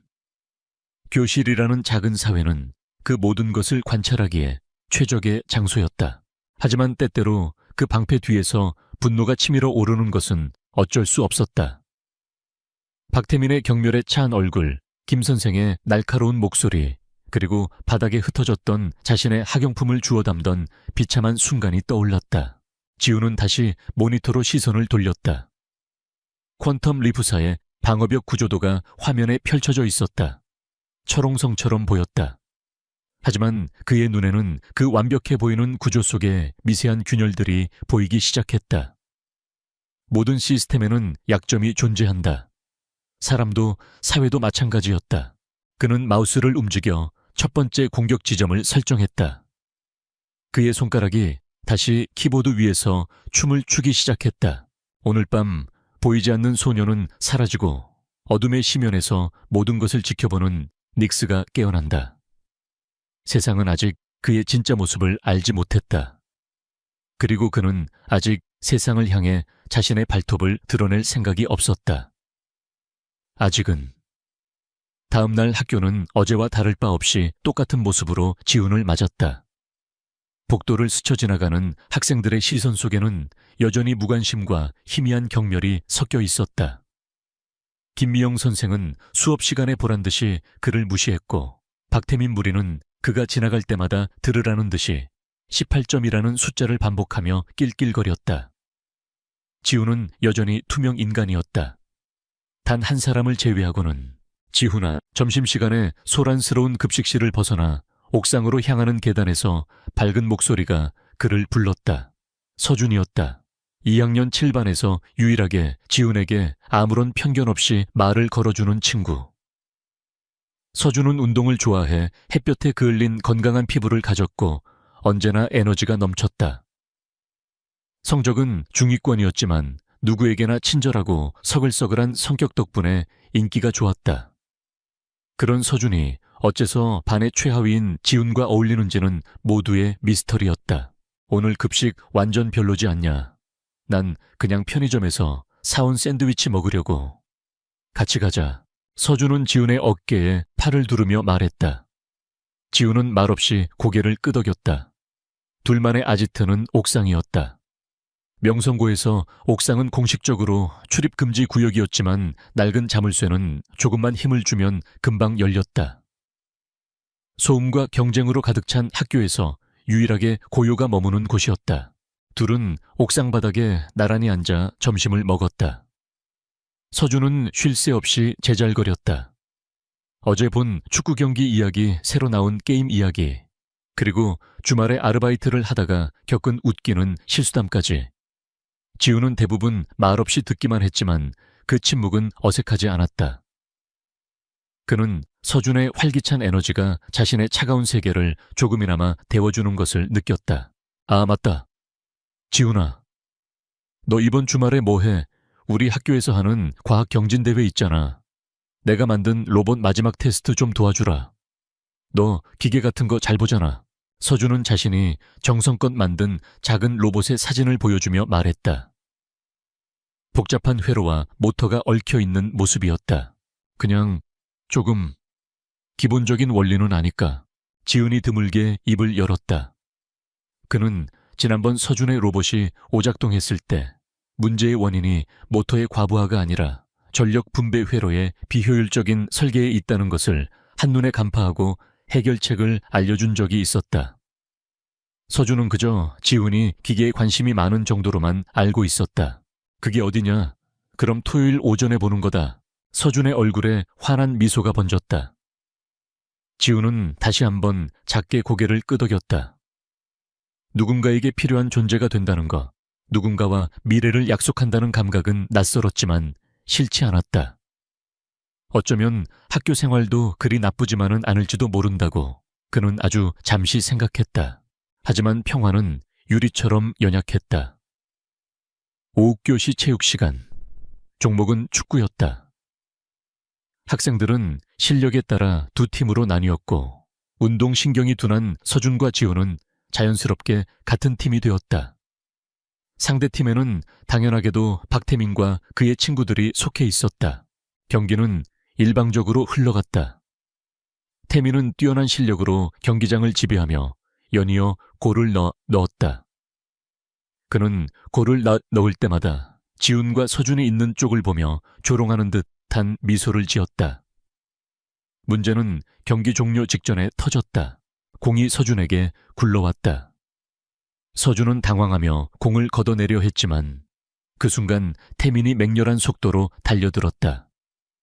태민의 목적은 공이 아니었다.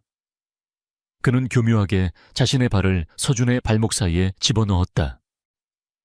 아그, 서준은 비명을 지르며 그대로 고꾸라졌다.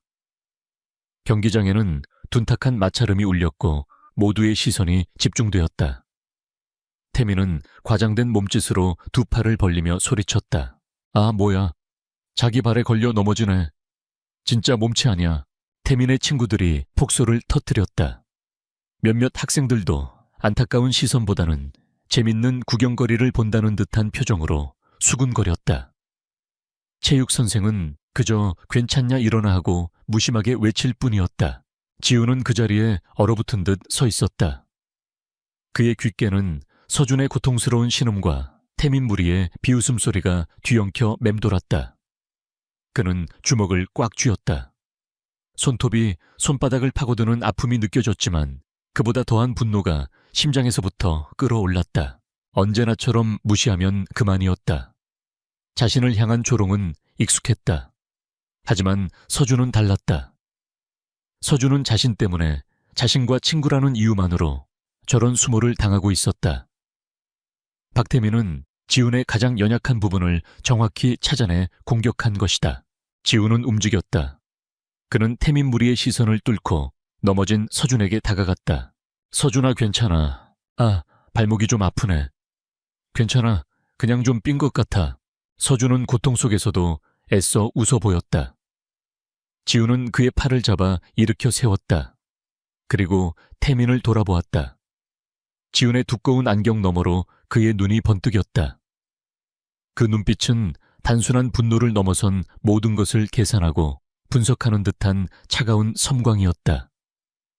태민은 자신을 쳐다보는 지훈의 눈빛에 순간적으로 움찔했지만 이내 다시 비웃음을 되찾았다. 뭘 봐, 내 친구나 잘 챙겨. 저런 군뱅이랑 친구하는 너도 참 대단하다. 지훈은 아무 대답도 하지 않았다. 그는 서준을 부축해 보건실로 향했다. 보건교사는 서준의 발목에 얼음찜질을 해주며 며칠간은 무리하지 말라고 당부했다. 보건실의 소독약 냄새 속에서 둘 사이에는 침묵이 흘렀다. 미안하다, 지훈아. 나 때문에 너까지 괜히. 서준이 먼저 침묵을 깼다. 내 탓 아니야. 지훈이 짧게 대답했다. 그의 목소리는 평소보다 조금 더 낮게 가라앉아 있었다. 박태민께 원래 저래. 그냥 무시해. 상대해서 좋을 거 없어. 서준은 지훈을 위로하려 했다. 하지만 지훈의 생각은 다른 곳에 있었다. 무시하라고 언제까지 자신을 짓밟는 것은 견딜 수 있었다. 하지만 자신의 유일한 빛을 꺼뜨리려는 자들까지 용서해야 하는가 아니. 방패 뒤에 숨어 세상을 관찰하는 것은 이제 끝이다. 관찰자에게는 보이지 않던 첫 번째 균열이 그의 세계에 생겨났다. 그날 밤 지훈은 자신의 방에 앉아 있었다.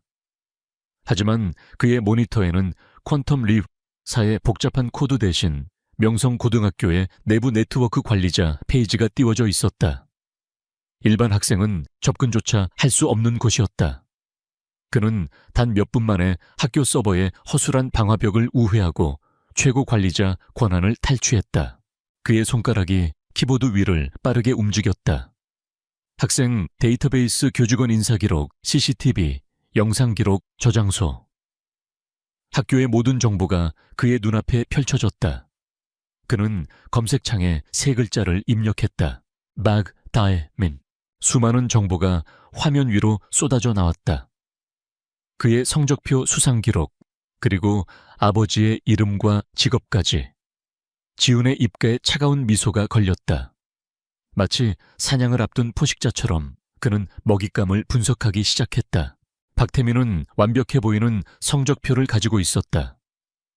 하지만 지훈은 그 이면에 숨겨진 무언가가 있을 것이라고 직감했다. 완벽한 것은 존재하지 않는다. 모든 것에는 약점과 균열이 있기 마련이다. 그는 박태민의 지난 시험 답안지와 교사들의 채점 기록을 대조하기 시작했다. 따다닥, 따다다닥. 밤이 깊어질수록 키보드 소리는 더욱 격렬해졌다. 그 소리는 더 이상 해방의 소리가 아니었다. 그것은 거대한 반격의 서막을 알리는 첫 번째 균열을 내는 소리였다. 보이지 않는 소년의 마음속에서 복수라는 이름의 씨앗이 조용히 싹을 틔우고 있었다. 며칠이 흘렀다. 서준의 발목은 부기가 빠져 한결 나아졌지만 학교의 공기는 여전히 하당랭했다. 지훈은 밤마다 박태민의 뒤를 캐고 있었다. 그의 온라인 활동, SNS, 심지어는 그가 자주 이용하는 게임 사이트의 기록까지. 하지만 태민은 교활했다. 겉으로 드러나는 그의 행적은 부유하고 인기 많은 모범생의 모습, 그 이상도 이하도 아니었다. 결정적인 증거는 보이지 않았다. 지훈은 초조해지는 대신 더욱 차분하게 거미줄을 쳤다. 사냥은 인내가 필요한 법이니까. 그러는 사이 명성고 과학경진대회가 코앞으로 다가왔다. 학교는 이 행사를 매우 중요하게 여겼고 우승자에게는 대학 입시에 유리한 엄청난 가산점이 주어졌다. 서준의 모든 희망은 이 대회에 걸려 있었다. 자, 봐봐. 드디어 균형을 잡는다고. 토요일 오전 텅 빈 과학실에서 서준이 환호성을 질렀다. 그의 앞에는 두 바퀴로 서서 아슬아슬하게 균형을 잡고 있는 작은 로봇 티키티키가 있었다. 지난 몇 달간 서준이 밤낮으로 매달린 결과물이었다. 하지만 어제까지만 해도 티키는 몇 초를 버티지 못하고 쓰러지기 일쑤였다. 내 덕분이야, 지훈아. 난 단순히 자이로 센서 문제라고만 생각했는데 네가 말한 대로 밸런싱 알고리즘의 연산 속도 문제였어. 어떻게 그런 걸 바로 알았어? 서준은 진심으로 감탄하며 물었다. 지훈은 어젯밤 서준이 보내준 소스 코드를 단 10분 만에 분석하고 문제점을 찾아내 수정안을 보내주었다. 서준에게는 며칠 밤을 세워도 보이지 않던 해결책이었다. 그냥 인터넷에서 비슷한 사례를 본 적이 있어서. 지훈은 평소처럼 무심하게 대답하며 어깨를 으쓱했다. 그는 자신의 능력이 드러나는 것을 경계했다. 서준이 행복해하는 모습을 보는 것만으로도 충분했다. 로봇이 안정적으로 움직이는 것을 보며 아이처럼 기뻐하는 친구의 모습은 지훈의 잿빛 세상에서 몇 안 되는 색채였다. 이걸로 월요일에 발표만 잘하면 무조건 우승이야. 정말 고맙다. 친구야. 서준은 지훈의 등을 힘껏 두드렸다. 친구라는 단어가 지훈의 마음에 따뜻한 파문을 일으켰다. 두 사람은 월요일에 성공적인 발표를 기원하며 완성된 로봇을 과학실에 지정된 전시 선반 위에 올려두고 헤어졌다. 과학실 문이 잠기는 소리가 유난히 선명하게 들렸다. 하지만 그들이 떠난 과학실을 어둠 속에서 지켜보는 눈이 있었다. 박태민이었다. 그는 자신의 프로젝트가 서준의 것과 비교될 때마다 교사들이 은근히 서준의 로봇을 더 높이 평가하는 것을 알고 있었다. 그의 프로젝트는 아버지가 거금을 주고 사온 비싼 키트를 조립한 것에 불과했기 때문이다. 질투와 패배에 대한 두려움이 그의 마음속에서 독처럼 퍼져나갔다. 그는 비열한 계획을 세웠다. 일요일 오후 모두가 떠난 텅 빈 학교에 박태민의 모습을 드러냈다. 그는 며칠 전 청소부 아주머니의 카트에서 몰래 훔친 과학실 마스터키로 쉽게 문을 열고 안으로 들어갔다. 그의 목표는 단 하나 서준의 로봇 티키였다. 그는 로봇을 무작정 부수지 않았다. 그건 너무 어리석은 짓이었다. 그는 더 교활한 방법을 선택했다. 그는 미리 훔쳐온 지훈의 필통에서 작은 드라이버를 꺼내 로봇의 주요 부품을 조심스럽게 해체했다. 그리고 가장 핵심적인 메인 회로 기판 위에 준비해온 콜라를 조금 부었다. 끈적한 액체가 복잡한 회로 사이로 스며들었다. 이렇게 하면 마치 과부하로 인한 전기 합선처럼 보일 터였다. 마지막으로 그는 지훈의 드라이버를 로봇 옆에 실수로 떨어뜨린 것처럼 놓고 조용히 자리를 떴다. 모든 것이 완벽했다. 월요일 아침 과학경진대회 당일, 서준은 설레는 마음으로 과학실 문을 열었다. 그리고 자신의 프로젝트가 놓인 선반을 본 순간 그의 얼굴에서 모든 핏기가 사라졌다. 티키가 서준의 로봇은 처참하게 망가져 있었다. 분해된 부품들이 흩어져 있었고 가장 중요한 메인보드는 검게 그을려 있었다. 절망적인 비명에 교사들과 다른 학생들이 몰려들었다. 과학실은 순식간에 아수라장이 되었다. 이게 무슨 일이야? 과학 담당 교사가 소리쳤다. 그때 한 학생이 바닥에 떨어진 무언가를 발견했다. 선생님, 여기 드라이버가. 그것은 지훈의 것이었다. 서준도 한눈에 알아볼 수 있었다. 토요일에 지훈이 로봇을 수리할 때 썼던 바로 그 드라이버였다. 그 순간 소란을 듣고 달려온 김미영 선생이 현장을 보았다. 그녀는 망가진 로봇과 지훈의 드라이버를 번갈아 보더니 마치 기다렸다는 듯이 교실에 막 들어서는 지훈을 지목했다. 한지훈, 이게 다 내 짓이지. 그녀의 목소리에는 확신이 가득했다. 조사나 질문 따위는 없었다. 그녀에게 지훈은 언제나 문제아였고 이런 일을 저지르고도 남을 학생이었다. 아닙니다. 지훈이 낮게 대답했다. 하지만 그의 목소리는 주변의 소음에 묻혔다. 박태민이 슬그머니 다가와 불에 기름을 부었다. 그는 서준의 어깨를 감싸며 위로하는 척 말했다. 서준아, 힘내. 그러고 보니 토요일에 한지훈이 내 로봇을 좀 이상한 눈으로 쳐다보긴 하더라. 혹시 질투나서 그런 거 아닐까? 모든 시선이 지훈에게 쏠렸다. 정황 증거는 완벽하게 그를 범인으로 만들고 있었다. 하지만 그에게 가장 아프게 박힌 것은 다른 사람들의 의심이 아니었다. 그것은 서준의 눈빛이었다. 서준은 충격과 혼란에 빠진 얼굴로 지훈을 바라보고 있었다.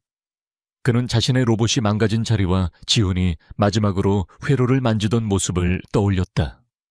그리고 바닥에 떨어진 친구의 드라이버를 보았다. 그 모든 조각들이 끔찍한 그림을 완성하고 있었다. 왜 그랬어, 지훈아? 서준의 목소리가 떨려 나왔다. 원망과 실망, 그리고 배신감이 가득 담긴 그 한마디는 수천 개의 비난보다도 날카롭게 지훈의 심장을 찔렀다. 지훈은 입을 다물었다. 무슨 말을 할 수 있을까? 아니라고 해봤자 이 완벽하게 짜인 함정 속에서 누가 자신의 말을 믿어줄까? 유일하게 믿어주길 바랐던 친구조차 등을 돌린 지금 모든 변명은 무의미했다. 결국 지훈은 교장실로 끌려갔다. 교장은 그의 말을 들으려 하지 않았고 김미영 선생은 옆에서 그를 퇴학시켜야 한다고 목소리를 높였다. 최종적으로 그에게는 일주일간의 정학 처분이 내려졌다. 재발 시에는 퇴학이라는 경고와 함께 지훈은 아무런 감정도 없는 얼굴로 그 모든 처분을 받아들였다. 그는 텅 빈 복도를 걸어 학교 정문을 나섰다. 정학 처분보다 퇴학의 위협보다 더 고통스러운 것은 서준의 마지막 눈빛이었다. 자신의 유일한 세계가 무너져 내리는 소리가 들렸다. 교문 앞에 선 그는 잠시 걸음을 멈췄다. 그는 천천히 고개를 들어 회색빛의 거대한 학교 건물을 올려다보았다. 그의 얼굴에는 더 이상 상처받은 소년의 슬픔이 없었다. 그 자리에는 모든 것을 태워버릴 듯한 차갑고 단단한 결의가 서려 있었다. 관찰자의 시간은 끝났다. 심판의 시간이었다. 지훈은 주머니에서 스마트폰을 꺼냈다. 그는 박태민의 SNS 프로필 사진을 열었다. 화려한 배경에서 환하게 웃고 있는 사진. 그 위선적인 미소를 보며 지훈은 나지막이 속삭였다. 그의 목소리는 늦가을의 바람처럼 차가웠다. 넌 쇼를 원했지, 박태민. 내가 평생 잊지 못할 무대를 선물해주마. 그의 눈동자 속에서 거대한 복수극의 막이 조용히 올라가고 있었다. 정학 첫날. 한지훈의 방은 더 이상 상처받은 소년의 도피처가 아니었다. 그곳은 차가운 분노와 명석한 두뇌가 완벽하게 조화를 이룬 전쟁지휘 본부 즉 닉스의 성역이 되었다. 창밖은 평화로운 일상이 흘러가고 있었지만 세대의 모니터가 뿜어내는 푸른 빛으로 가득 찬 방 안은 폭풍전야의 긴장감이 감돌았다. 서준에게 받은 배신감의 상처는 사라지지 않았지만 그 아픔은 이제 복수를 위한 강철 같은 연료로 변모해 그의 심장에서 타오르고 있었다. 그는 더 이상 한지훈으로 생각하지 않았다. 오직 닉스로서 감정을 배제하고 오차없는 기계처럼 움직였다. 목표는 두 개였다. 첫째, 박태민의 위선을 만천에 드러내는 것. 둘째, 부패한 시스템의 상징인 김미영 선생을 끌어내리는 것. 그리고 이 모든 것을 위한 무대는 이미 정해져 있었다. 작업은 체계적으로 이루어졌다. 첫 번째 목표는 박태민이었다.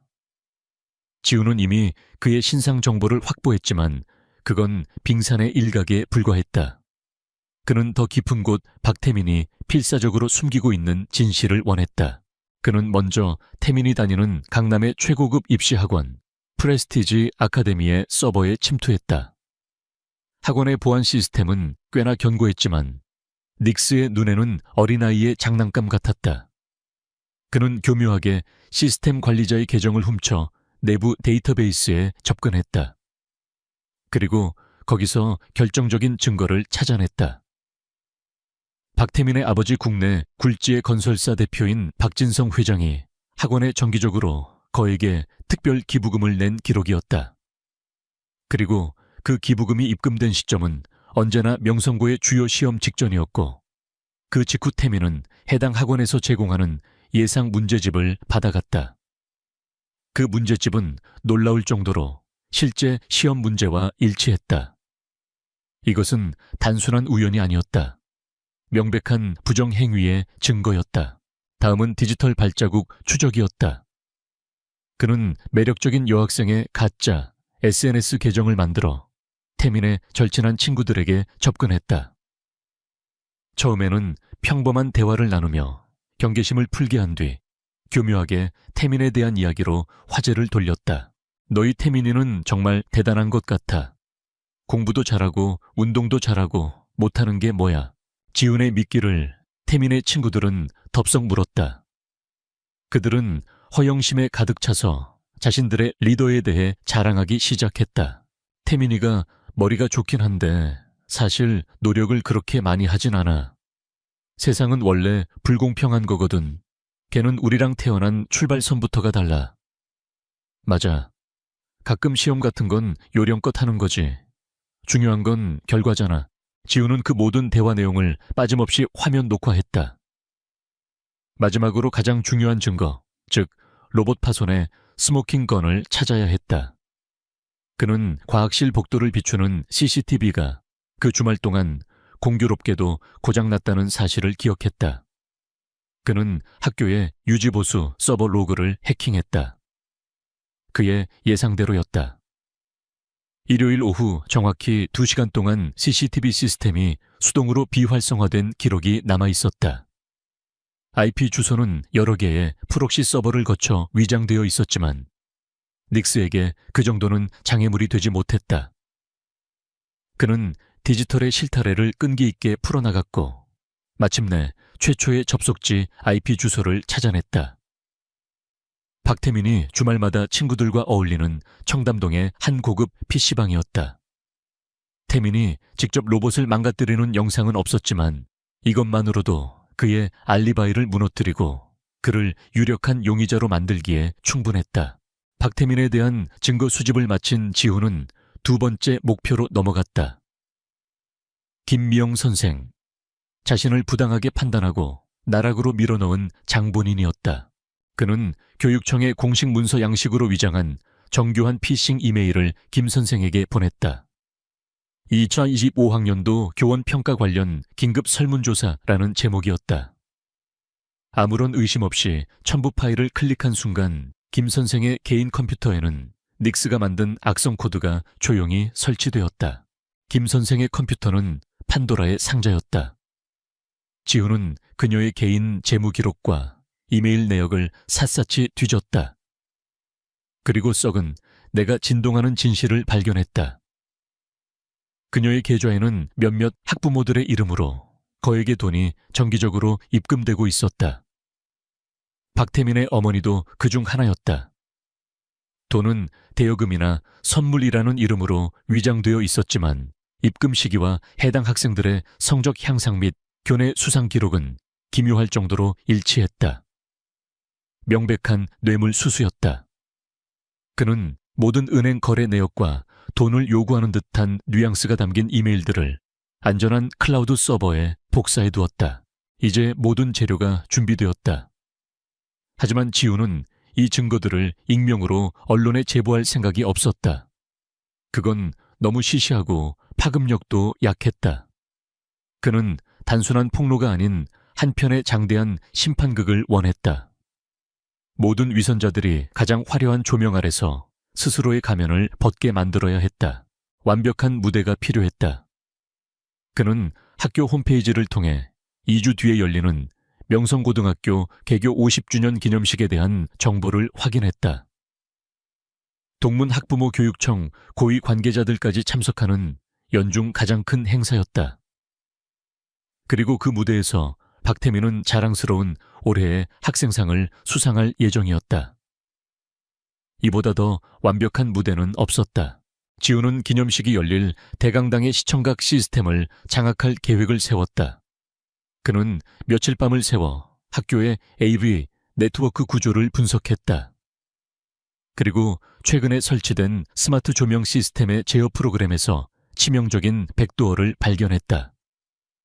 그는 그 통로를 이용해 기념식 당일 대강당의 모든 스크린과 스피커를 자신의 통제해 둘 수 있는 코드를 심었다. 이제 남은 것은 작품을 만드는 것이었다. 그는 자신이 수집한 모든 증거들을 한 편의 영상으로 엮기 시작했다. 영상 편집 프로그램에 타임라인 위로 증거들이 차례로 놓였다. 박태민 친구들의 허영심 가득한 채팅 내용, 시험지 유출 정황, CCTV, 로그 기록, 그리고 김미영 선생의 추악한 거래 내역까지. 그는 영상에 극적인 배경음악을 입히고 핵심 내용을 강조하는 자막을 추가했다. 영상 파일의 이름은 진실 베리타스이라고 지었다. 정학기간의 마지막 날 밤이었다. 지우는 의자에 기댄 채 완성된 영상을 마지막으로 확인했다.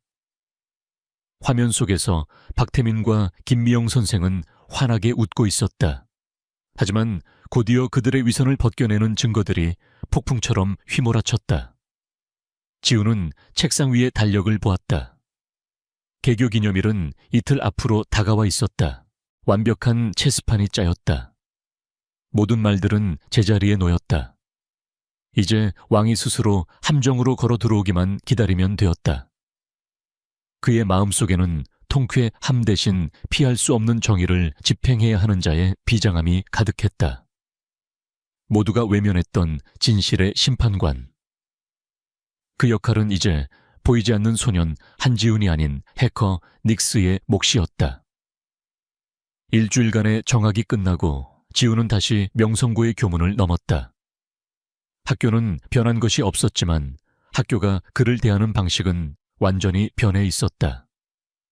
그는 이제 단순한 존재감 없는 최하위권이 아니었다.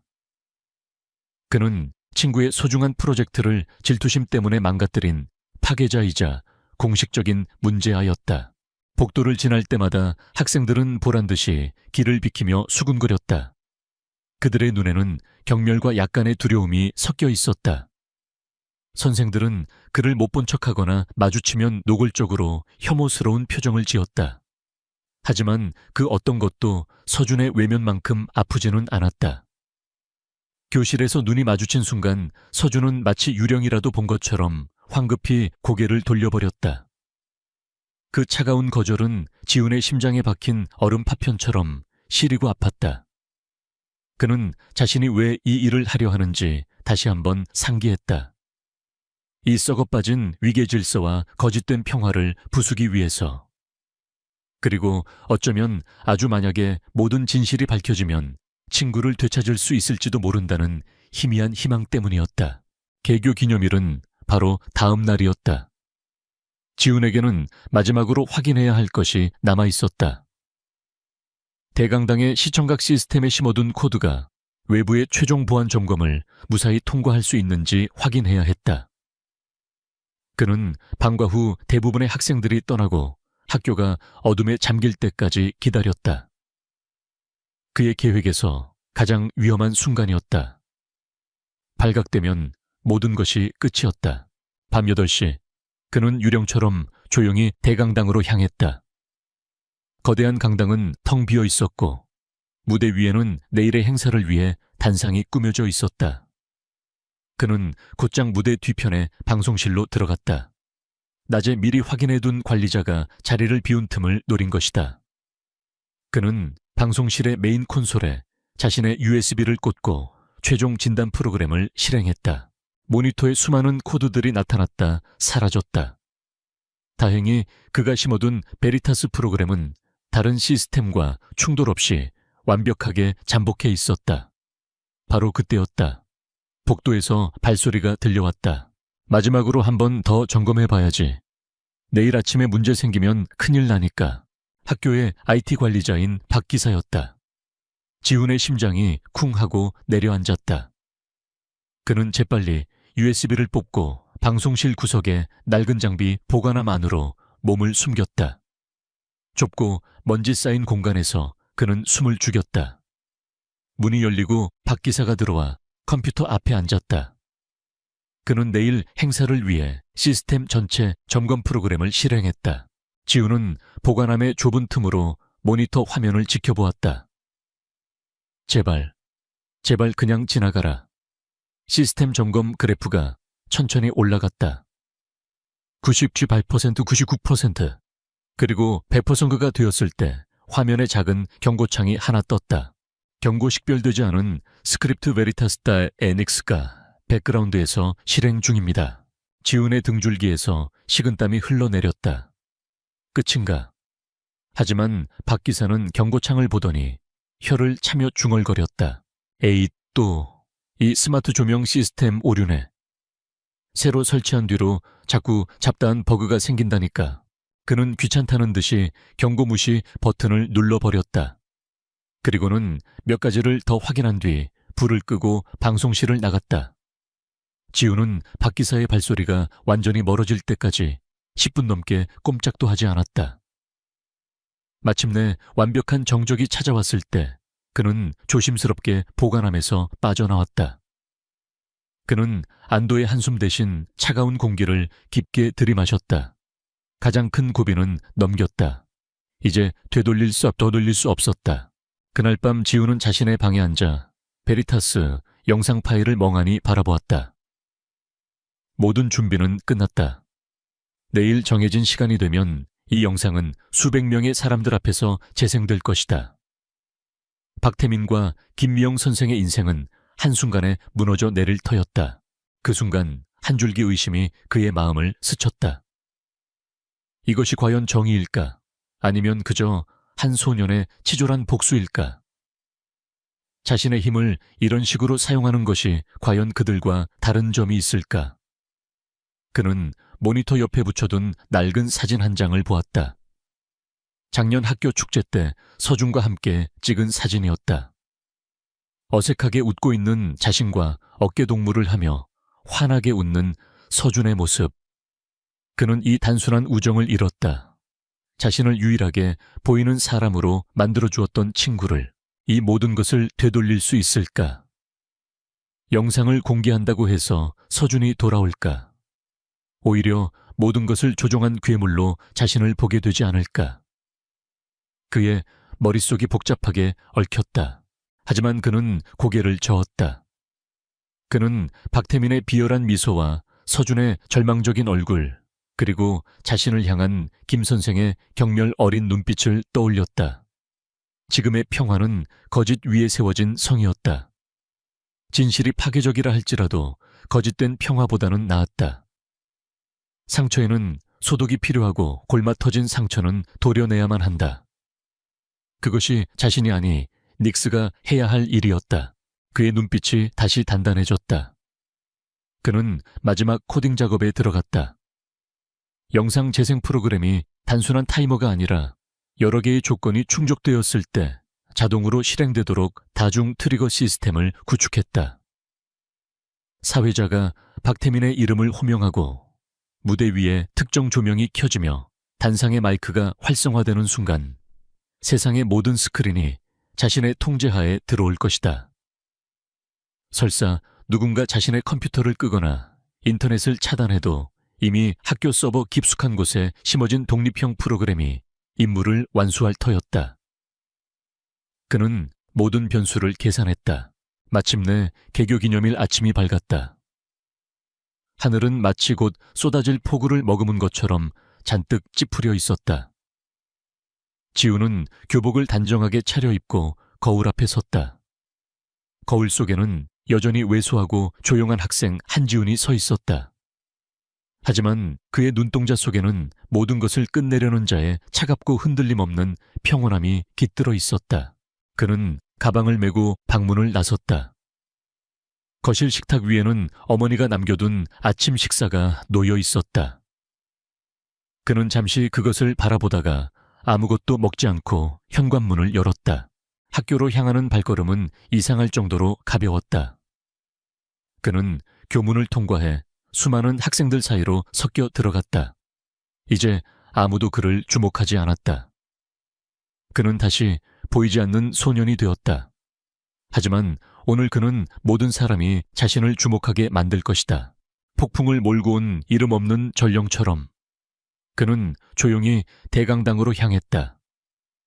명성고등학교 대강당은 개교 50주년을 축하하기 위해 모인 사람들로 가득 찼다.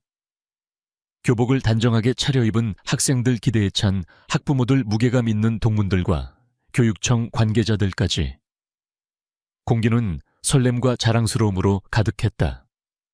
지우는 그 모든 화려함 속에서 눈에 띄지 않는 맨 뒷자리에 앉아 있었다. 그는 기계 속의 유령처럼 무대 위에서 벌어지는 모든 것을 차갑고 이성적인 눈으로 관찰했다. 맨 앞줄에는 의기양양한 표정의 박태민이 앉아 있었다. 그의 옆에는 부유한 학부모들 사이에서 환심을 사려는 듯 미소를 뿌리고 있는 김미영 선생의 모습도 보였다. 그리고 저 멀리 학생들 무리 속에 섞여 있는 서준이 보였다. 어딘가 상실감에 빠진 듯한 굳은 표정이었다. 지우는 조용히 시선을 거두었다. 기념식은 교장의 지루한 연설로 시작되었다. 그는 명성고의 영광스러운 역사와 정직 성실과 같은 가치에 대해 열변을 토했다. 그 위선적인 단어들이 강당에 울려 퍼질 때마다 지후는 역겨움을 느꼈다. 그의 손은 주머니 속에 있는 작은 장치, 만일의 사태를 대비해 직접 만든 무선 킬 스위치를 만지작거렸다. 그의 심장은 폭풍 전의 고요함처럼 느리고 규칙적으로 뛰고 있었다. 몇 개의 상이 수여되고 몇 개의 축사가 이어졌다. 마침내 모두가 기다리던 순간이 왔다. 교장이 한껏 격양된 목소리로 외쳤다. 그리고 대망의 2015학년도 올해의 학생상 수상자를 발표하겠습니다. 뛰어난 학업 성취와 모범적인 품성, 탁월한 리더십을 보여준 학생입니다. 2학년 박태민 군에게 뜨거운 박수를 보내주시기 바랍니다. 천둥 같은 박수 소리와 함께 모든 조명이 무대 중앙으로 향했다. 박태민은 기다렸다는 듯이 일어나 자신만만한 미소를 지으며 넥타이를 고쳐맸다. 그는 수백 명의 시선을 즐기며 천천히 무대를 향해 걸어갔다. 김미영 선생은 마치 자신의 아들이 상을 받는 것처럼 자랑스러운 표정으로 그를 바라보았다. 박태민이 단상에 올라 마이크 앞에 서서 수상 소감을 말하려는 바로 그 순간이었다. 모든 일이 일어난 것은 퍽 하는 소리와 함께 대강당의 모든 조명이 일제히 꺼졌다. 수백 명의 사람들이 웅성거리는 소리와 함께 강당은 순식간에 암흑에 휩싸였다. 단 무대 위에 조명만은 꺼지지 않았다. 오히려 시체 안치실의 불빛처럼 차갑고 창백한 흰색으로 바뀌어 어둠 속에 선 박태민의 모습을 섬뜩할 정도로 선명하게 비추었다. 그의 등 뒤 학교의 엠블럼이 떠있던 거대한 중앙 스크린은 칠흑 같은 검은색으로 변해 있었다. 웅하하는 낮은 기계음이 스피커를 통해 흘러나왔다. 그리고 곧이어 변조된 차가운 목소리가 강당 전체에 울려 퍼졌다. 이야기에는 언제나 다른 면이 존재합니다. 지금부터 진실을 마주할 시간입니다. 그리고 영상이 시작되었다. 베리타스가 재생된 것이다. 소리는 놀라울 정도로 선명했고 거대한 스크린 위의 이미지는 날카로웠다. 첫 화면은 박태민의 친구들이 나눈 메신저 대화 내용이었다. 그의 부정행위를 자랑하고 평범한 학생들을 서민이라 비하하는 내용들이 적나라하게 펼쳐졌다. 강당 곳곳에서 경악의 탄성이 터져 나왔다. 화면은 곧바로 태민의 완벽한 성적표와 그가 다니던 학원에서 유출된 시험 문제지를 나란히 보여주었다. 날짜와 내용이 소름 끼칠 정도로 일치했다. 그리고 마침내 로봇 파손 사건의 진실이 드러났다. 주말 동안 과학실 복도에 CCTV가 꺼졌던 기록, 그리고 그 접속 IP가 박태민이 자주 가던 PC방으로 추적되는 과정이 지도와 함께 나타났다. 강당은 이제 웅성거림을 넘어선 충격적인 침묵에 휩싸였다. 영상의 초점은 다음 목표로 넘어갔다. 김미영 선생의 얼굴이 화면 가득 클로즈업되었다. 그리고 그녀의 은행 거래 내역이 폭포수처럼 쏟아져 내렸다. 박태민의 어머니를 포함한 여러 학부모로부터 받은 거액의 입금 내역과 돈을 대가로 성적과 수상을 약속하는 이메일 내용이 화면을 뒤덮었다. 혼돈이 강당을 지배했다. 무대 위에 얼어붙어 있던 박태민의 얼굴에서 자신만만한 미소는 사라진 지 오래였다. 그의 얼굴은 공포와 불신으로 하얗게 질려 있었다. 그는 관중석에 앉은 부모님을 필사적으로 쳐다보았지만 그들 역시 창백한 얼굴로 굳어 있었다. 김미영 선생은 얼굴이 잿빛으로 변한 채 자리에서 일어나 무언가 소리치려 했지만 목소리가 나오지 않았다. 교장과 다른 교사들은 완전히 정신이 나간 상태였다.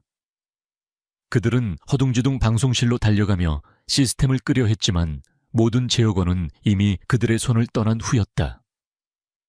학생들은 숨을 죽인 채 혹은 자신의 스마트폰을 꺼내 이 믿을 수 없는 광경을 녹화하기 시작했다. 그 수많은 군중 속에서 서준은 망연자실한 표정으로 스크린과 무대 위에 박태민을 번갈아 보았다. 충격, 혼란, 그리고 서서히 차오르는 깨달음. 그의 눈동자가 흔들렸다. 그는 자신도 모르게 관중석을 훑기 시작했다. 마치 누군가를 찾고 있는 것처럼. 그가 찾고 있는 사람은 단 한 명 한지훈이었다. 맨 뒷자리의 어둠 속에서 지훈은 자신이 창조한 혼돈을 조용히 지켜보고 있었다. 그의 마음속에는 기쁨도 통쾌함도 없었다. 그저 모든 것이 끝났다는 공허한 안도감만이 존재했다. 정의는 비록 파괴적인 방식으로나마 집행되었다. 영상이 끝나고 스크린은 다시 검게 변했다. 그리고 잠시 후 그 위에 하얀색의 명조체 문장이 떠올랐다. 소란스러웠던 강당이 거짓말처럼 조용해졌고 모두가 그 문장을 숨죽여 읽었다. 점수는 학생을 정의할 수 있지만 인간을 정의할 수는 없습니다. 진정한 정의는 처벌이 아닌 진실에 있습니다. 그 문장을 마지막으로 대강당의 조명이 천천히 다시 켜졌다. 혼돈의 현장이 고스란히 드러났다. 교사들과 경비원들이 무대와 방송실을 향해 달려가는 혼란의 틈 속에서 지훈은 조용히 자리에서 일어났다. 그는 아무도 눈치채지 못하게 대강당의 뒷문으로 빠져나왔다. 텅 빈 복도를 걷는 그의 등 뒤로 강당의 소음이 희미하게 들려왔다. 그는 호수에 돌을 던졌다. 이제 파문이 퍼져나가는 것을 지켜볼 차례였다. 지훈은 학교 건물을 빠져나와 잿빛 하늘 아래로 섰다. 모든 것을 바꾼 한 소년이 다시 세상 속으로 홀로 걸어 나오고 있었다. 개교 기념일의 그 사건 이후 명성고등학교는 거대한 폭풍에 눈이 되었다. 학교는 며칠간 발칵 뒤집혔다. 교육청의 특별감사가 시작되었고 기자들이 교문 앞에 진을 쳤다. 그 폭풍의 중심에 있던 인물들의 운명은 빠르게 결정되었다. 박태민은 모든 교내 수상 기록이 박탈당하고 결국 자퇴 형식으로 강제 전학을 갔다. 그의 아버지가 운영하는 건설사 역시 학원 및 학교와의 부적절한 거래 혐의로 세무조사를 받게 되었다는 소문이 파다했다. 김미영 선생은 즉시 파면되었고 뇌물수수 혐의로 정식 수사를 받게 되었다. 한순간에 모든 것을 가졌던 그들은 한순간에 모든 것을 잃었다. 학교의 분위기는 완전히 바뀌었다. 더 이상 아무도 성적이나 집안 배경으로 다른 사람을 함부로 판단하지 않았다. 학생들은 베리타스 혹은 닉스라 불리는 익명의 해커에 대해 수군거렸다. 그는 어떤 이에겐 정의의 사도였고 어떤 이에겐 두려운 존재였다. 하지만 그 누구도 그 영웅 혹은 괴물의 정체가 교실 구석에서 조용히 앉아있는 한지훈일 것이라고는 상상조차 하지 못했다. 그를 향한 노골적인 괴롭힘은 사라졌다. 이제 학생들은 그를 경멸하는 대신 알 수 없는 경외심을 담아 멀리서 지켜볼 뿐이었다. 사건이 있고 며칠 뒤 지훈은 점심시간에 옥상에 올라갔다.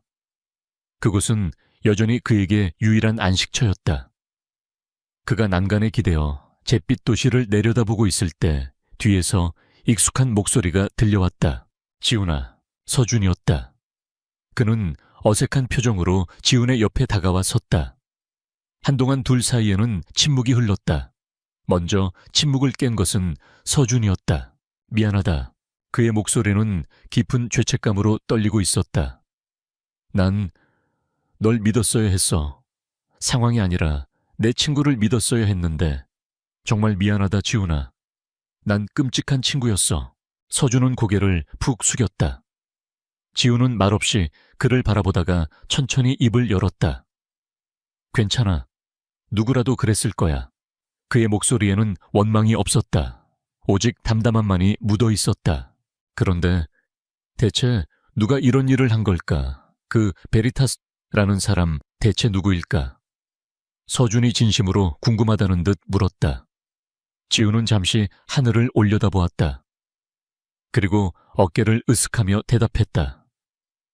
글쎄, 아마 거짓말에 질린 사람이 아니었을까? 그 대답에 서준은 더 이상 묻지 않았다.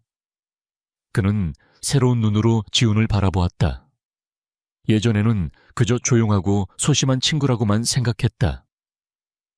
하지만 이제 그의 눈에 비친 지훈은 그는 안개 속에 가려진 거대한 산처럼 그 깊이를 알 수 없는 존재였다. 있잖아, 지훈아. 넌 내가 알던 애가 맞는 거지. 그 말에 지훈은 처음으로 아주 희미하게 그러나 진심으로 미소를 지었다. 해커닉스의 차가운 미소가 아닌 소년 한지훈의 따뜻한 미소였다. 그 미소 하나로 모든 것이 설명되었다. 그들의 우정은 깨졌다가 다시 붙었지만 이제는 더 단단하고 진실한 기반 위에 서게 되었다. 그날 밤 지훈은 자신의 방 조종실에 앉아 있었다. 그는 닉스로서 마지막으로 해커 포럼에 접속했다. 명성고 사건은 이미 언더그라운드 세계에 전설처럼 퍼져 있었고 그를 영웅으로 칭송하는 메시지들이 쏟아지고 있었다.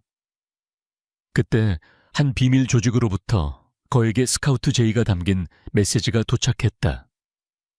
그들의 목적은 정의가 아닌 파괴와 혼돈이었다. 그것은 그의 인성에 대한 마지막 시험대였다. 그는 잠시 망설였다. 하지만 곧 그는 거절 버튼을 눌렀다. 그리고 닉스라는 이름으로 포럼의 마지막 게시물을 남겼다. 힘은 목적이 아니라 도구일 뿐이다. 나의 일은 여기서 끝났다. 그는 자신이 직접 만든 프로그램을 실행시켰다. 닉스로서 활동했던 모든 디지털 발자국 계정 서버 기록을 지우는 프로그램이었다. 수많은 코드들이 화면 위를 스쳐 지나가며 그의 과거를 지워나갔다. 그는 어둠의 신 닉스의 가면을 스스로 벗어던졌다. 얼마의 시간이 흘렀다. 명성구 2학년 7반의 평범한 수학 시간이었다. 김미영 선생 대신 새로운 젊은 교사는 열정적으로 칠판의 복잡한 수식을 풀어내고 있었다. 자, 이 부분에서 이해가 안 되거나 다른 풀이 방법이 생각나는 사람 있나요? 교실에는 잠시 정적이 흘렀다. 바로 그때였다. 한 손이 조용히 위로 올라갔다. 한지훈이었다. 교사와 학생들의 시선이 모두 그에게 쏠렸다. 그는 더 이상 주눅들지 않았다. 그는 자리에서 일어나 모두가 놀랄 만큼 명료하고 논리적인 질문을 던졌다.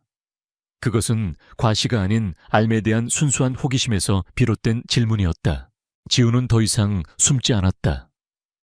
그는 천재 해커닉스가 아니어도 충분한 가치가 있었고 왕따라는 방패 뒤에 숨지 않아도 안전했다. 그는 그저 한지훈으로 존재할 수 있게 된 것이다. 질문을 마친 그가 자리에 앉자 저편에 앉아있던 서준이 그를 향해 격려가 담긴 미소를 보내왔다. 지훈은 창밖을 보았다.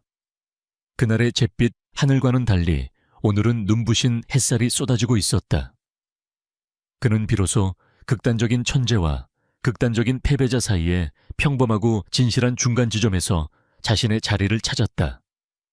그의 마음속에 조용하고 단단한 평화가 찾아왔다. 소녀는 마침내 진정으로 자유로워졌다.